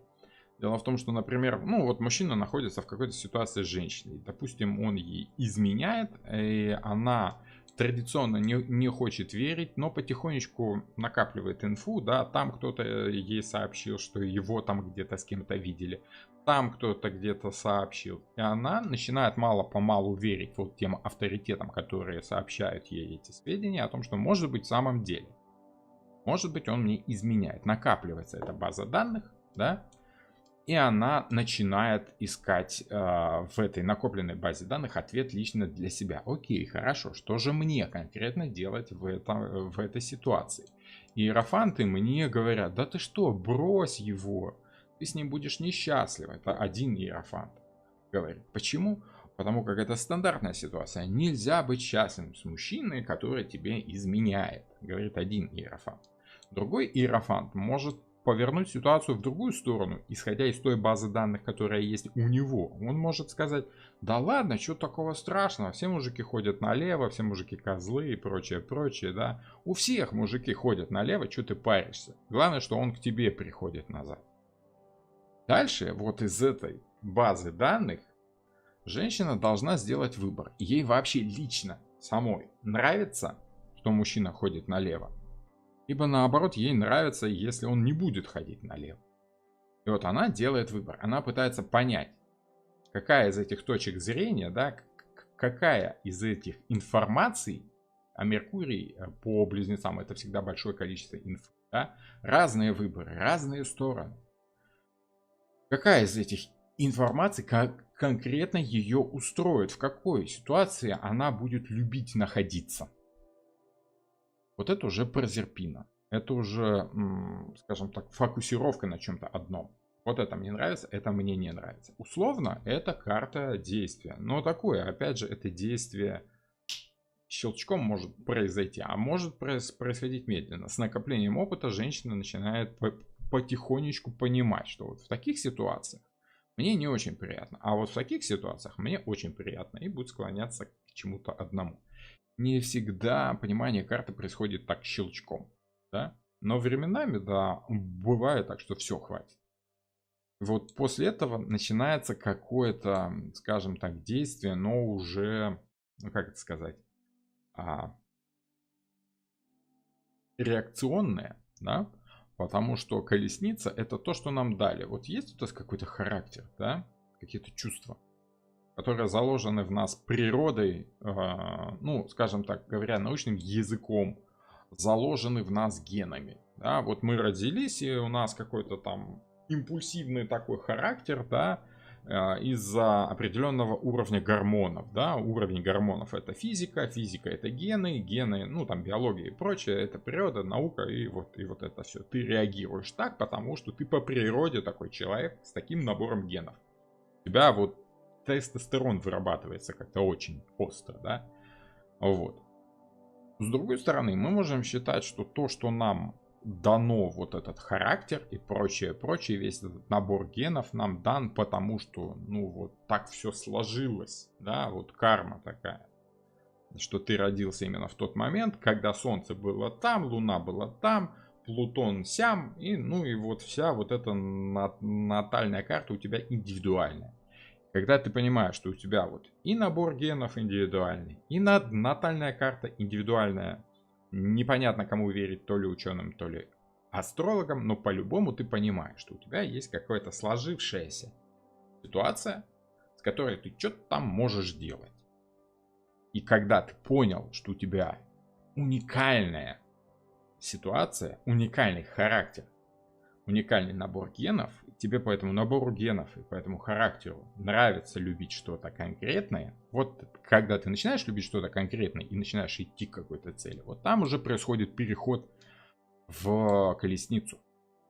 С одной стороны, это активная карта, с другой стороны, колесница значит еще и оседлость, то есть это попытка найти спокойствие, попытка найти уют, комфорт домашний. Создать такую ситуацию самостоятельно, чтобы тебе было хорошо, как в детстве. Потому что ты помнишь, что тебе там мама с папой пели песенки уютные, пока ты в колыбельке там лежал. Вот. И формировал свой характер. Да? Вот постепенно карта перетекает из одного в другое. Вот люди жили на лоне природы, собиратели, да, там ели червячков, корешки, там плоды. В раю вообще хорошо, там как бы много плодов всякого такого, да, ходишь, кушаешь, вот, только запретного дерева кушать нельзя. Вот, но когда тебя из рая выгнали, ну как выгнали, ты понял, что ты что-то понял, ты не можешь больше находиться в этом раю, ты хочешь что-то свое, того, чего в раю нет, ты начинаешь готовиться в дорогу, берешь все, что у тебя накопилось, что тебе боги дали с собой, да, вот, и пытаешься создать свой рай, построить свой идеальный город, город мечты, город солнца, свою утопию в том, что ты делаешь, как ты делаешь, да, ты находишь некий путь и начинаешь двигаться вот к тому, к твоей мечте, к тому, что ты увидел во сне, к тому, что тебе приснилось, к своей мечте. Что такое мечта? Мечта и в английском языке мечта и сон одно и то же слово. Ну, как бы мечта там, конечно, свое слово, но когда они говорят dream, да, ну, извините мой русский акцент, dream, да, это и сон, и мечта. Это то, что тебе пригрезилось, приснилось, что бы тебе хотелось бы, то, к чему тебя тянет, то, к чему тебя манит. Как вот луна тянет к себе воду, эти эмоции. Но это уже в повозку все идет, это после уже, да. Давайте сегодня трогать повозку не будем, а то меня сейчас туда засосет этими приливными волнами, я там и останусь. Нам еще любовников сегодня. А если выбор сделан неверно? А кто же там поймет, верно он сделан либо неверно? Это сложно сказать. Опять же, от ситуации зависит. И понимать, прямо к вам карта расположена, либо как-то перевернута, да, негативно, мы можем по контексту, по ощущениям, которые идут от клиента, да, либо просто из той ситуации, да, ну, из контекста. Очень часто эта карта может говорить о том, что выбор, какой он для тебя, правильный либо неправильный, он единственно возможный. Поэтому как бы вас просто выгоняют из рая.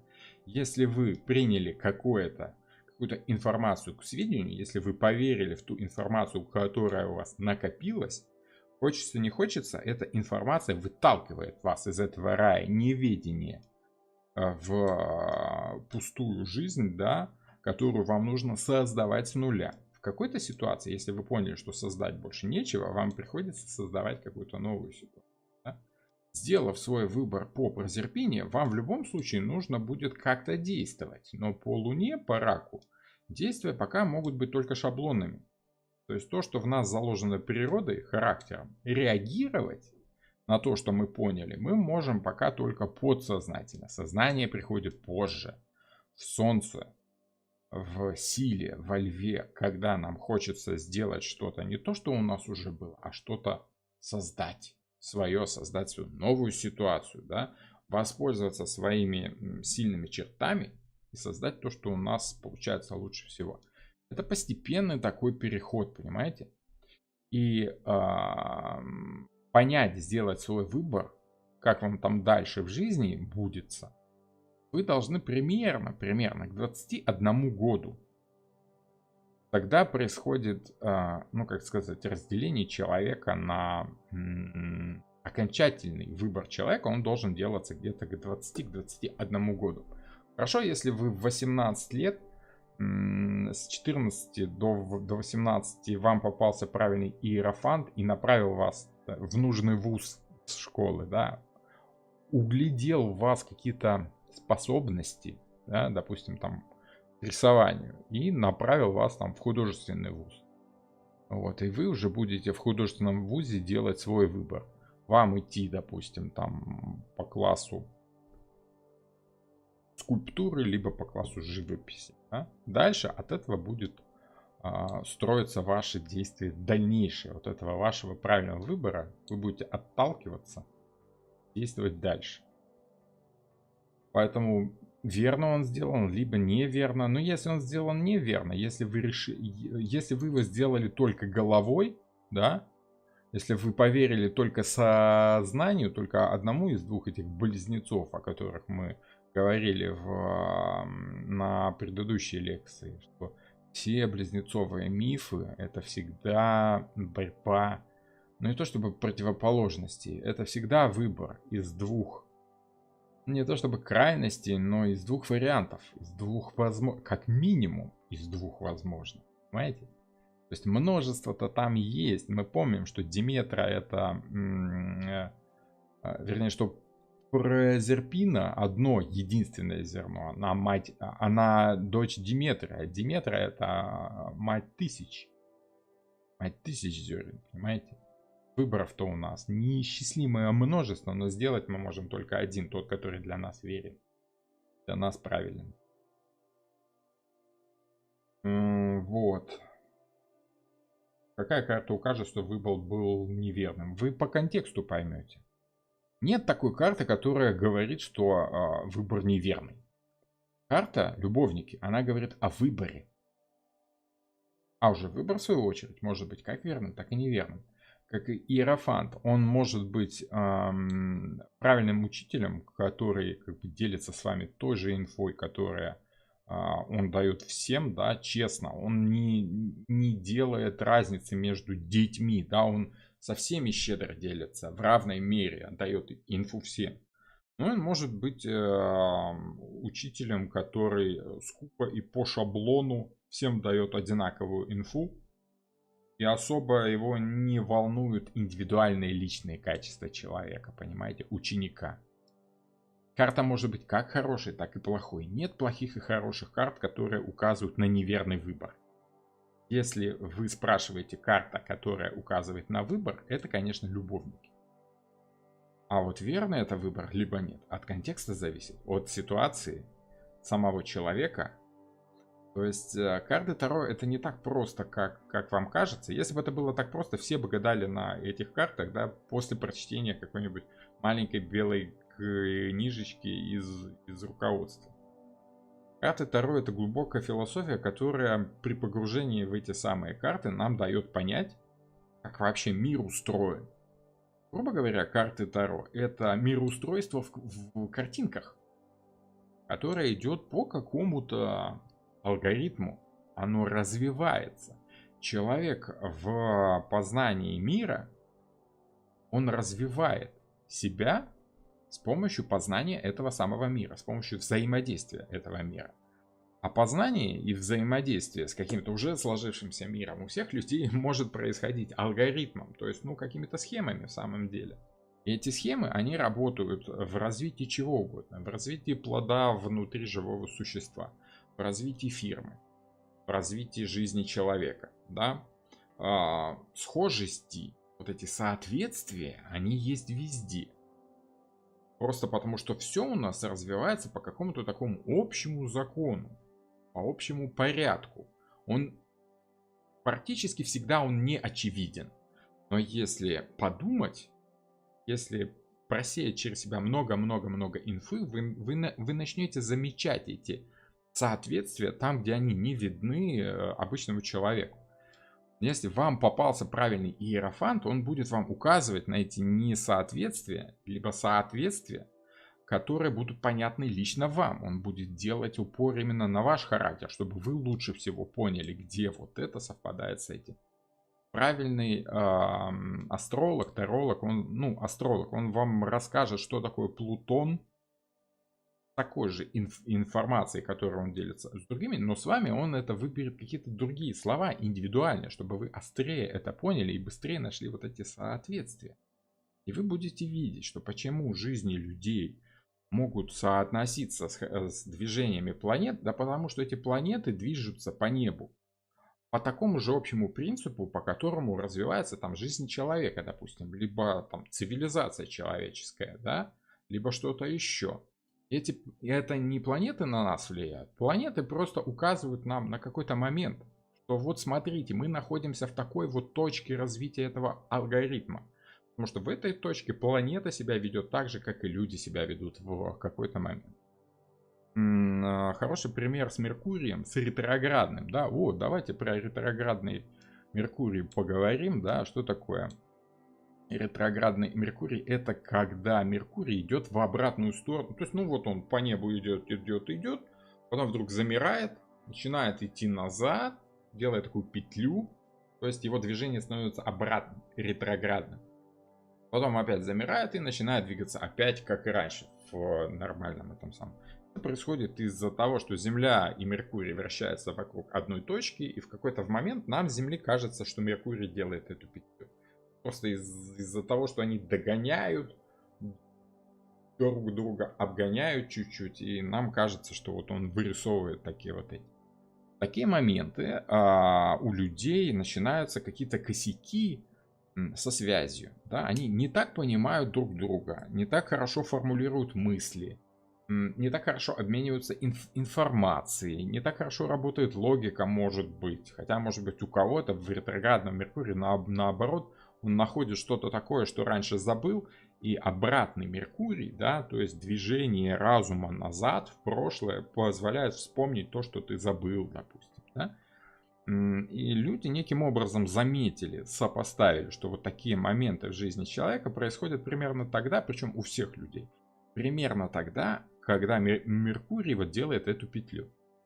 Это не потому, что Меркурий на нас так влияет, а потому что Меркурий подчиняется примерно тем же законам, которым подчиняемся мы, но просто чуть-чуть там по-своему. У него это выражается в движении по небу. У нас это выражается в каком-то поведении. Понимаете? Вот. И когда вы будете видеть эти соответствия, и правильный иерофант вам эти соответствия укажет, тогда вы будете делать выбор более осознанно, с учетом всех тех деталей, нюансов, которые у вас в жизни происходят. Вот. Роман, я недавно вас нашла на ютубе и все еще просмотрел, поэтому у меня может быть примитивный вопрос. У вас арканы через призму астрологии, но так не совпадают классические стихии по Уэйту. Окей. Иерофант у него стихия земли, а у вас получается воздух. Правильно я понимаю? У вас маг огонь, у него Меркурий воздух. Да, вы все правильно понимаете. А в чем вопрос? Отчего у меня не совпадает с его? Ну, потому что он не раскладывал карты Таро именно в таком порядке по колесу зодиака, так буквально. Он не искал те соответствия, которые есть в этих картах и которые совпадают именно с этими. Он брал другие нюансы, другие оттенки, которые схожи и которые в какие-то моменты совпадают в других картах. То есть, в принципе, он смотрел на карты Таро через призму астрологии, но под другим углом немного, понимаете? Но вполне имеет на это право, потому что так у него получалось лучше. У меня лучше получается гадать вот так, да? По этой системе. То есть, если мы руководствуемся только тем, что сказал Уэйт, мы можем забыть про все это дело, да, и просто следовать тому руководству, которое создал Уэйт. Но если мы взяли ту инфу, которую нам передал Уэйт, и попробовали на себе, у нас, есть выбор. Либо верить Уэйту и не пробовать гадать по-своему, по своей системе, да. Не брать вот этого плода с этого дерева, да. Но если нам очень хочется попробовать, а вдруг вот я попробую трактовать иерофанта не по земле, а по воздуху, так как, ну вот у меня вот, допустим, он здесь лежит. В нем работа с информацией, вот тот же самый воздух. Конечно, это традиционность, и традиционность это земля. Но ведь есть же воздух, который традиционно может восприниматься всеми людьми как одно и то же. То есть какая-то постоянная информация, постоянный воздух тоже может быть, да? Вот. Можно так брать. Понимаете? Если мне так удобнее, если мне так проще, если я попробовал, если я вкусил этот плод и у меня получилось лучше, конечно, меня из этого понятного, спокойного уайтовского рая, где все у него расписано по порядку, и все вот так вот, и все, следуй моим правилам. Вот. Я могу оставаться в уайтовском рае, если я буду слушать его иерофанта, да, но если я по любовникам сделаю свой выбор, я буду вынужден отойти от Уэйта, взять от него то, что мне нужно, и создавать уже какую-то свою систему. Ну, с учетом тех систем, которые есть еще. С этой же системой, что мне нравится, работает Юрий Хан. Но он астролог такой совсем, да? Он таролог постольку поскольку. Он карты Таро как бы подгибает под себя и мнет так, как ему нужно. Он прям впихивает в астрологию эти карты Таро, но, надо сказать, очень красиво он их так складывает, да, у него порой выходит очень здорово. Но порой чересчур, как по мне. Я все-таки приверженец того, что карты Таро это больше эмпатия, интуиция и чувствование, нежели разум. Разум, конечно, есть, но если разума нам хватает для того, чтобы выстроить свою систему, вот, то если ваша интуиция гораздо проще работает с той системой, из которой вот у меня это выходит, ну, значит, окей. Но если вам больше Уэйт подходит, ну, берите Уэйта. Как это, в каждой избушке свои погремушки. Кому-то вообще весь этот Уэйт 100 лет не нужен, а то, что он какой-то слащавый и ванильный. Кому-то нравится Таро Кроули с этим вот сатанизмом и прочими всякими чертями, да? Ну, образно выражаясь, конечно. Им нравится огненная колода, Таро Тота. Мне не очень, поэтому я в Таро Тота вообще лезть не буду. Но то, что Уайт создал шикарную колоду, не значит, что он теперь все уже как бы вот в граните все выковал. Он дал эту систему, так как он ее понял 100 лет назад. Он хороший автор, но он не незыблемый памятник, который нельзя переделывать под себя. Хороший мастер берет инструмент, которым умеют работать все, и немного подтачивает под себя. Если бы я не был таким ленивым, я бы, наверное, сделал бы свою колоду, в которой, ну, может быть, как-то так более интересно бы прорисовал эти арканы. Но я не считаю, что это нужно, просто потому что в Уэйте и так присутствует на 95, на 90% того, что нужно мне, и так есть. Зачем? Ну, как бы, если этот велосипед хорошо ездит, зачем мне к нему там еще какой-то пропеллер прикручивать, если этот велосипед и так хорошо едет, понимаете? Я просто чуть-чуть по-своему хватаюсь за руль. Может быть, чуть-чуть кастомизировал этот велик. Да? Вот. Старших арканов нет стихии, Людмила, стихии у знака зодиака. Вот, совершенно верно. Вот это прям спасибо, Сергей, в точку. Я очень часто забываю о том, что как бы стихии, да, стихии-то они у домов, у знаков, у планет. А карты Таро это, ну вот, скорее какие-то архетипы. Вот. В нем может быть очень много воды, либо очень много земли, но обязательно присутствует что-то еще. Вот. И вообще хороший, правильный, ну как правильный, развивающий человека аркан, он обязательно сбалансирован по всем стихиям. И вот каждый баланс для каждого человека в этой карте, каждой стихии по-своему. У кого-то как бы в Иерофанте больше земли от того, что для них это больше традиционность такая, да? А для кого-то в Иерофанте больше воздуха. Ну вот как для меня. Потому что для меня традиционность это в первую очередь работа с информацией. Потому как для меня традиция это не просто, ну как это, следование какому-то правилу по форме. Для меня это следование по сути, по информации. Вот. То есть, ну, зачем мне нужна эта традиция, если мне гораздо проще как бы, инфу напрямую пользовать. Да? Это как у этого было. Любовники, они отсеивают все лишнее, что есть в Иерофанте. Они всю эту лишнюю землю счищают этот песок, чтобы оставить одну песчинку, свою, вот ту самую. Вот, ту, что им нужна. Если мы забежим чуть-чуть вперед в Отшельника, да, там, где Проазерпина главная планета в Деве. Так вот, Отшельник и человек с этим самым, с фонарем и с посохом, это, конечно, философ, который жил в бочке, как его, Диоген, да, он славился тем, что выкинул все свое имущество, оставил себе только самое необходимое, то, что он на самом деле, ну, ему нужно было, да, вот эта чаша для еды. Он потом и ее выкинул, потому что он понял, что ему руки хватает, зачем ему чашка, если можно в руку все просто положить и есть так, да, то есть, ну, упрощал все до одной детали. Вот. И вот то же самое происходит в Прозерпине, но на таком, на подсознательном уровне в Близнецах. Близнецы — это работа с информацией в первую очередь. Иерофант работает. А ты правильно по любовникам отсеиваешь лишнюю инфу, оставляешь только то, что ты любишь. Понимаешь, что ты любишь. Осознаешь.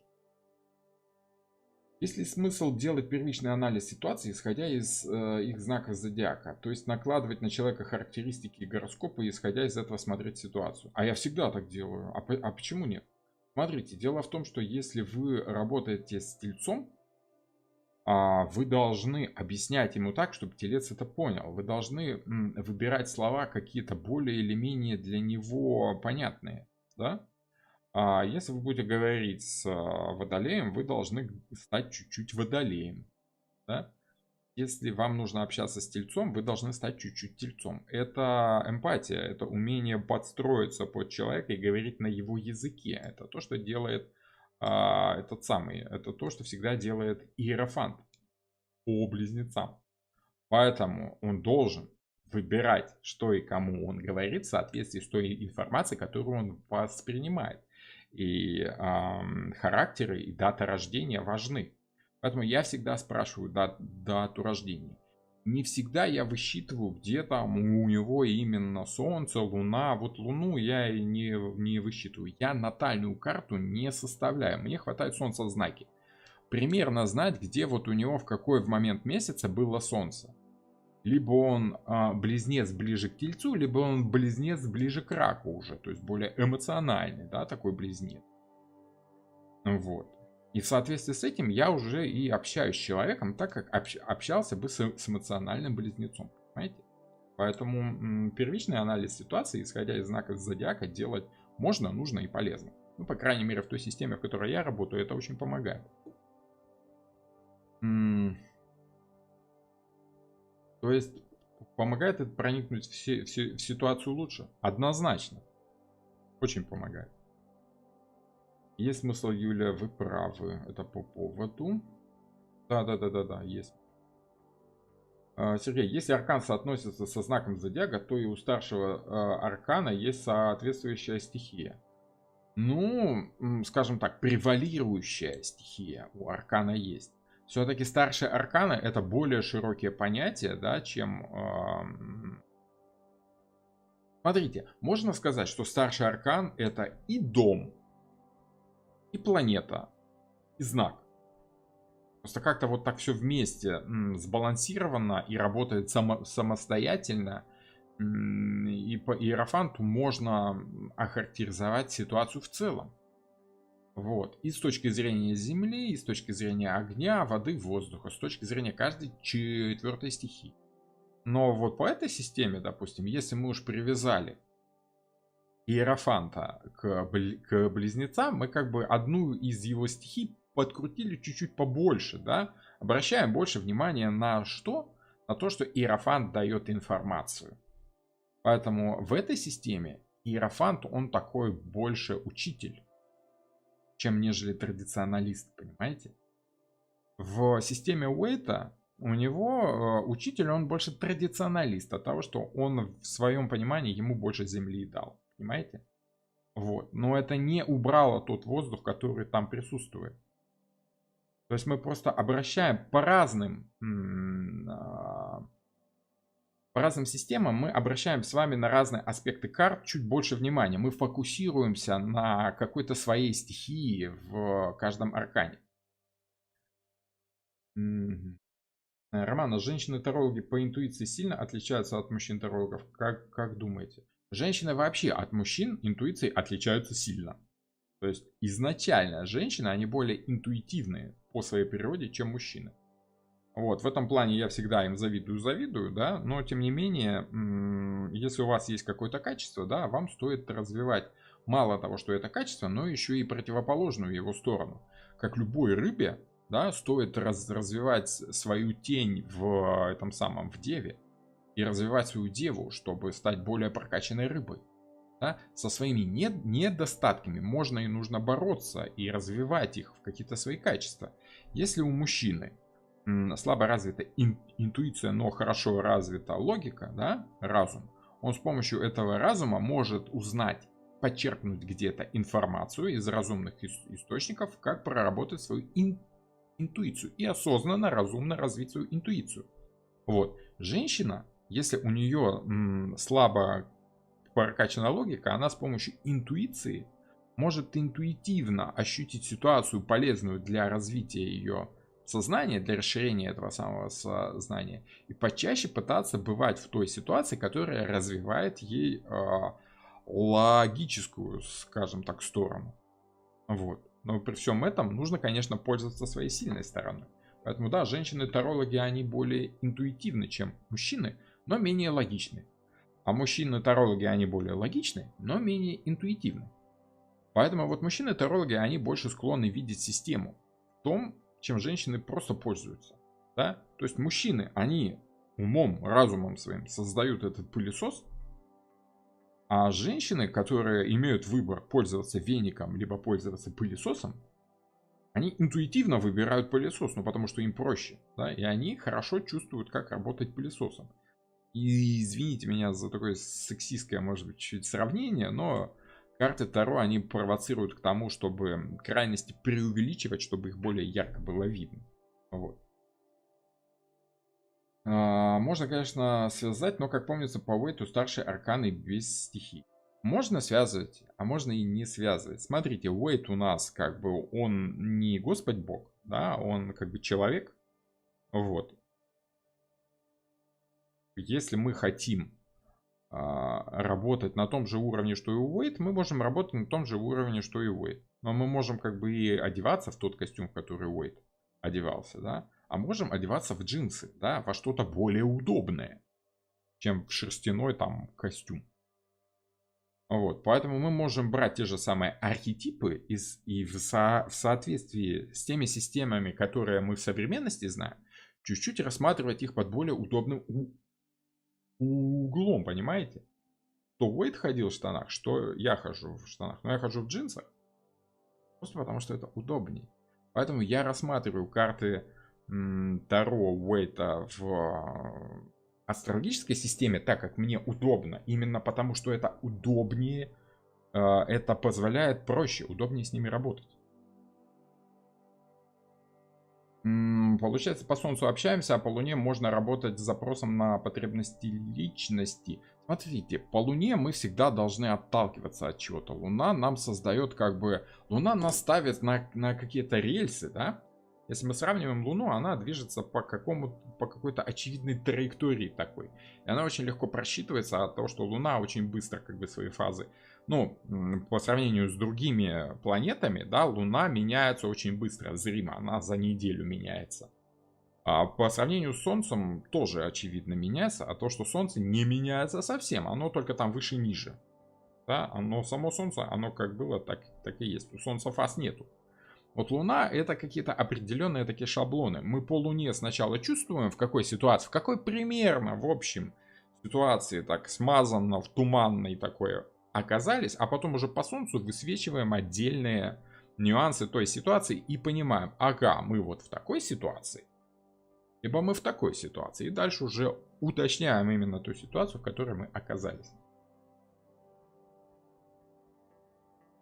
Как же определить, какой информации доверять? Если Уэйд хотел запутать, то почему вообще его ключи мы учитываем при анализе этой системы?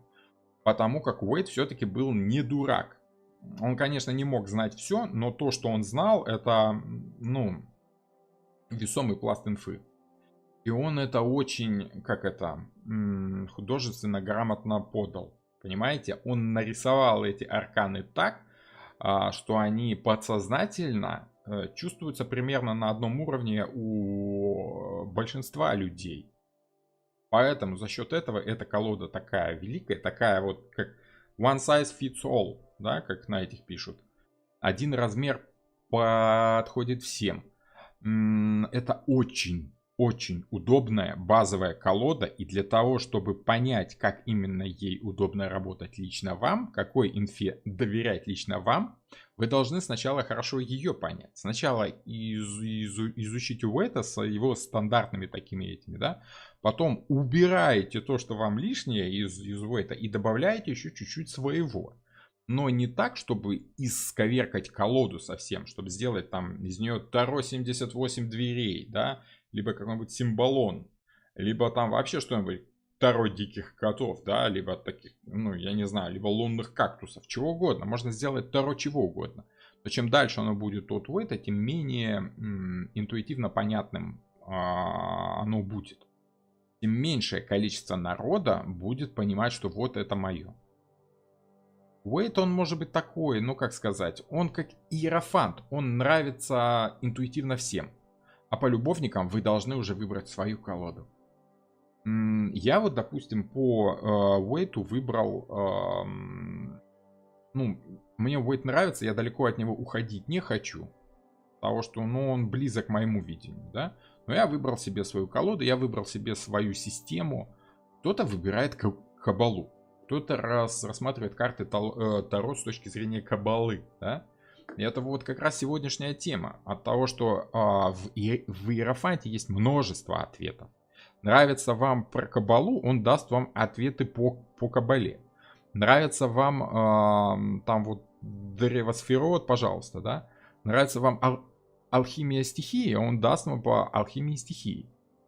Нравится вам соответствие цветов и по цветам даст. Нравится по символике, даст вам по символике, по древнегреческим мифам, по астрологии, почему угодно. Это все разные системы, но все они вплетены в карты Таро, понимаете? Карты Таро, в принципе, это такая система гиперуниверсальная от того, что есть разные алфавиты разных языков, да? А есть картинки, которые понятны всем, кто читает на разных языках, да? Комиксы — это такая тема, которая, ну, понятна почти всем. Так вот, Уэйт — это такой универсальный комикс, который понятен почти всем интуитивно. Поэтому, ну, свое вы добавлять в него, конечно, должны. Роман, не завидуйте, я вам завидую. Это вы про интуицию, да? Ну, это просто разные вещи. Кто добавляет интуиции, кто добавляет логики. Кто с чем умеет работать, тот с ним работает. Мужчины-тарологи могут, как мужчины, дать совет по поводу других мужчин.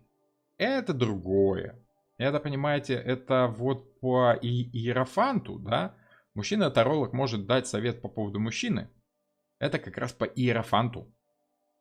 Вот. А вот ощутить, правильный ли совет по поводу вот такой вот мужской совет, правильный вам дан, либо нет, это вы можете только по любовникам, по влюбленным. Подходит ли этот совет, этот шаблон к вашему мужчине? Вот. Ох, я рыбы и с девами никак. Та же песня. Их практичность и мелочность меня отталкивает. С другой стороны, это не практичность и мелочность, это практичность. Это, ну почему плохо? Это хорошо. А мелочность можно рассматривать не как мелочность, а как дотошность, детализированность, видение нюансов, видение деталей. В конце концов, Шерлок Холмс, вот он дева. Да? Чувствуете, да? Он понятия не имел о том, что эта Земля вращается вокруг Солнца, а не Солнце. вокруг Земли. Но на практическом жизненном опыте ему это было не важно. Зато там у него была масса там этих научных работ по разным видам пепла от разных сигар. То есть много деталей, нюансов, но это порой бывает полезнее, чем знать какие-то общие сведения, которые фиг знает, как применить. Рыбы, они вот такие, они все чувствуют, сказать ничего не могут, да, потому что не могут сформулировать, потому как не могут найти отдельное правильное слово для своего чувства, вот ту самую деталь найти. Я, кстати, вот одна из причин, по которым я вот веду все эти лекции, это еще и для того, чтобы свои чувства, свои ощущения по картам Таро выражать в каких-то конкретных образах, в каких-то примерах. Это очень помогает и мне как бы прокачивать свое ощущение карт Таро на следующий уровень, которых вообще там несоизмеримое количество, понимаете? Вот, поэтому, ну, так как-то. Хотя умом понимаю, что мне бы не помешала их практичность, но не могу внутренне перебороть себя. А себя-то перебарывать не надо, себя нужно направлять в ту сторону, которая вам нравится. Вот. Это сложно объяснить, но когда мы будем с вами говорить о рыбах и о девах, обязательно эту тему затронем, потому что главное качество умения рыбы, да, это делать то, что тебе нравится. Вот, признавая при этом свои ошибки и выводя себя на новый уровень, освобождаясь от чего-то. А девы, они делают то, что им положено, нужно делать, и вот это они хорошо понимают прекрасно. Они хорошо, но научаются делать то, что им хочется и положено делать. Вот. Что мне очень нравится Альфонсо Мухи, в ней тоже Уэйт нарисовано очень красиво.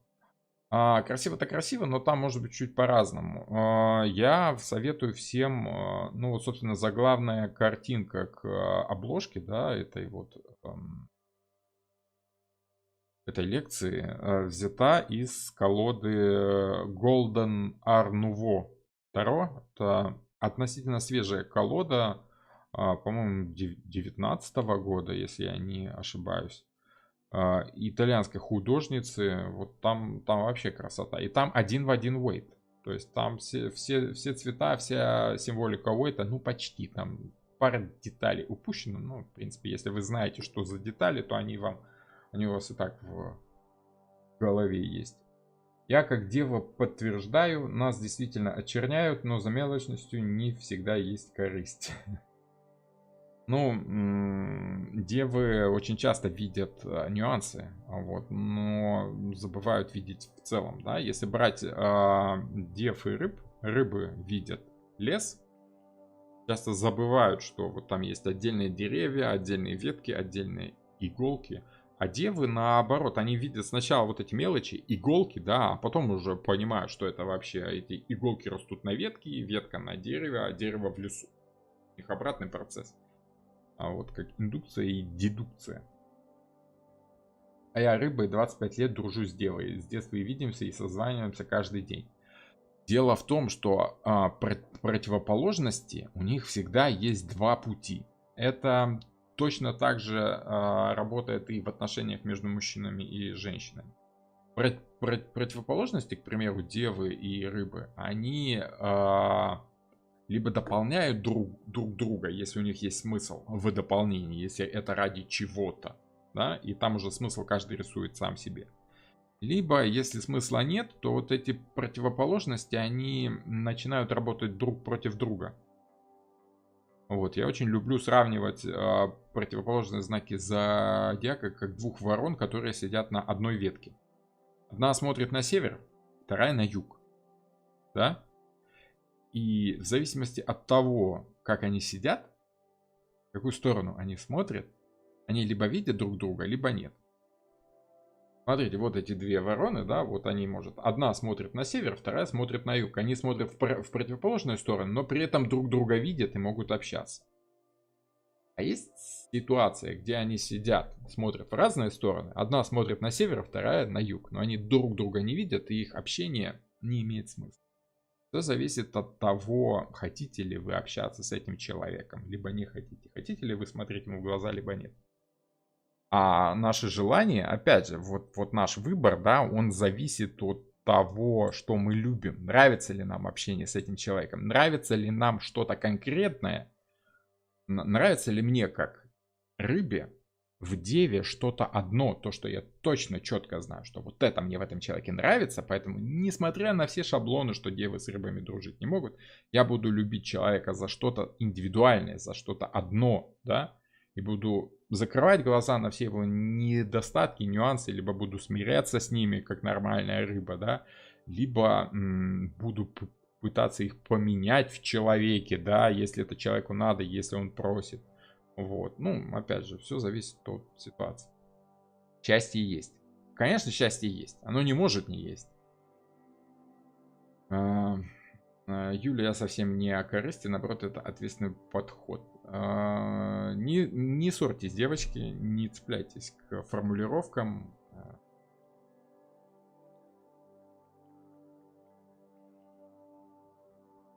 Вот такие дела, пироги, вот такие карты. Я надеюсь, что я вам сегодня дал чуть-чуть больше понимания и близнецов, и того, как Иерофант переходит в любовников, во влюбленных, и то, что выбор мы делаем с вами, когда как, когда неосознанно, подчиняясь вот всем тем накопившимся внутри нас чувствам, когда осознанно, когда все эти чувства обрабатываем с помощью разума, информационно как бы работаем с этим всем и делаем осознанный выбор. В любом случае выбор делать надо. Да, иначе вы рискуете завязнуть вот в этих двух картах и все время любить только то, что вам говорит Иерофант. Слушаться только других, ничего не производить своего.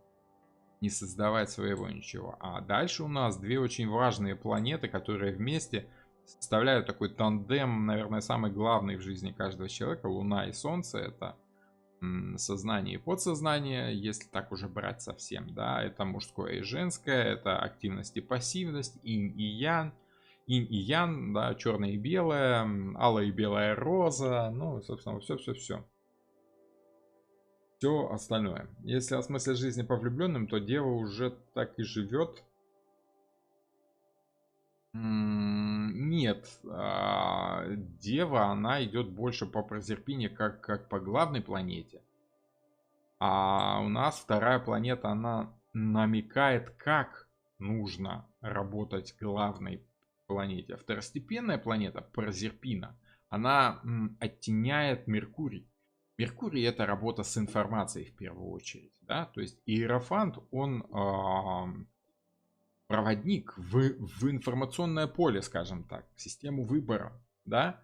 И, конечно, вы должны работать с информацией. Но доверять вы должны, исходя из того, что вы любите. То есть делать выбор из информации нужно по любовникам. Это не значит, что любовники главная карта. Она не главная и не второстепенная. Очень часто тот же самый Юрий Хан, он как-то карты делит на главную и второстепенную, хотя и сам говорит, что арканы равны, да, в каком-то смысле. Вот. Но в каком-то смысле, допустим, если их рассматривать с точки зрения нахождения в доме, то, конечно, мы руководствуемся по третьему дому, по близнецам информацией, которую неким образом по любовникам выбираем. Вот. Но это не значит, что любовники второстепенная карта. Это значит, что без правильного способа выбора мы не сможем сделать выбор с этого Иерофанта. Мы не сможем продвинуться дальше. Вот. А в Деве главная планета — это Прозерпина. Это все внимание нужно сконцентрировать на том, что тебе кажется правильным. Но при всем этом ты должен из этих деталей потом уже сложить некую информационную картину мира. Понять механизм, который вот крутит всеми нами. Ты понимаешь себя, но постепенно через себя ты понимаешь, как ты лично вовлечен во всю эту систему. Тут ты уже понимаешь сам эту систему. Если в близнецах важно иметь хорошего учителя, который тебя познакомит с этой системой, да, то по Деве ты, познав что-то свое, начинаешь строить сам эту систему. Это то, о чем мы с вами и говорили, взаимодействие Меркурия и Прозерпины, да. Если мы верим в эту, то по третьему дому мы хорошо, правильно выбираем те значения, которые у нас совпадают с Уэйтом. И работаем по уэйтовским правильным для нас значениям. А по шестому дому мы уже строим из своих конкретных любимых значений свою собственную систему. Свое собственное колесо фортуны, свой собственный зодиак, скажем так, свое собственное колесо Таро. Вот. Вот как-то так. То есть это обратные процессы. Хотя, в принципе, те же самые планеты, те же самые ощущения. Я вот водолеи люблю всех, но особенно тех, кто самый странный. А водолеи любят. Водолеи любят такие странности. Водолеи, они, в принципе-то, нормальные люди, но они по какому-то параметру отличаются от других людей, и они это чувствуют, и им прям это нравится. Они прямо там могут делать своей фишкой, особенностью своей, свою уникальность и неповторимость. Вот с рыбами сложнее. На рыбы не то, чтобы чувствуют свою непохожесть. Они вообще совсем другие. Рыбы, они как-то не от мира сего, да, и им это наоборот очень тяжко. Им приходится быть похожими на других. Они заставляют себя быть похожими, чтобы не выпасть совсем из общества. Понимаете? Вот. Мне очень нравится ваш взгляд, и вы очень понятно доносите. Спасибо. Ну, для вас понятно, это хорошо. Ну, хоть кому-то понятно. Спасибо. Роман, вы в лекции о силе расскажете, почему Уэйд поменял местами ее и справедливость? Ну да, конечно, это же как это, важный аспект. Вот, там не очень понятно, я боюсь, что я чуть сумбурно все это буду рассказывать, хотя тут меня вроде хвалят за понятные формулировки. Скорее не то, чтобы я формулирую понятно, я-то вижу, что формулирую я вообще никак. Но вот эмоции, наверное, я передаю от карт правильно. Ну, мне так хочется. Сколько лет из 10 вы читаете карты только в прямых положениях? Наверное, года 4. Года 4, наверное, да. Да. Ну, 3 точно. 4 года назад, по-моему, я начал пробовать. Потому как в какие-то моменты меня перестало устраивать то, что карты Таро мне указывают, что и как я должен понимать в них. И я решил, что это тут они тут переворачиваются где-то не переворачиваются, что я решил сам, что лучше мне самому, как бы, ну, если и так видишь ситуацию, то, как бы, ну, это лишняя инфа только мешать начинает.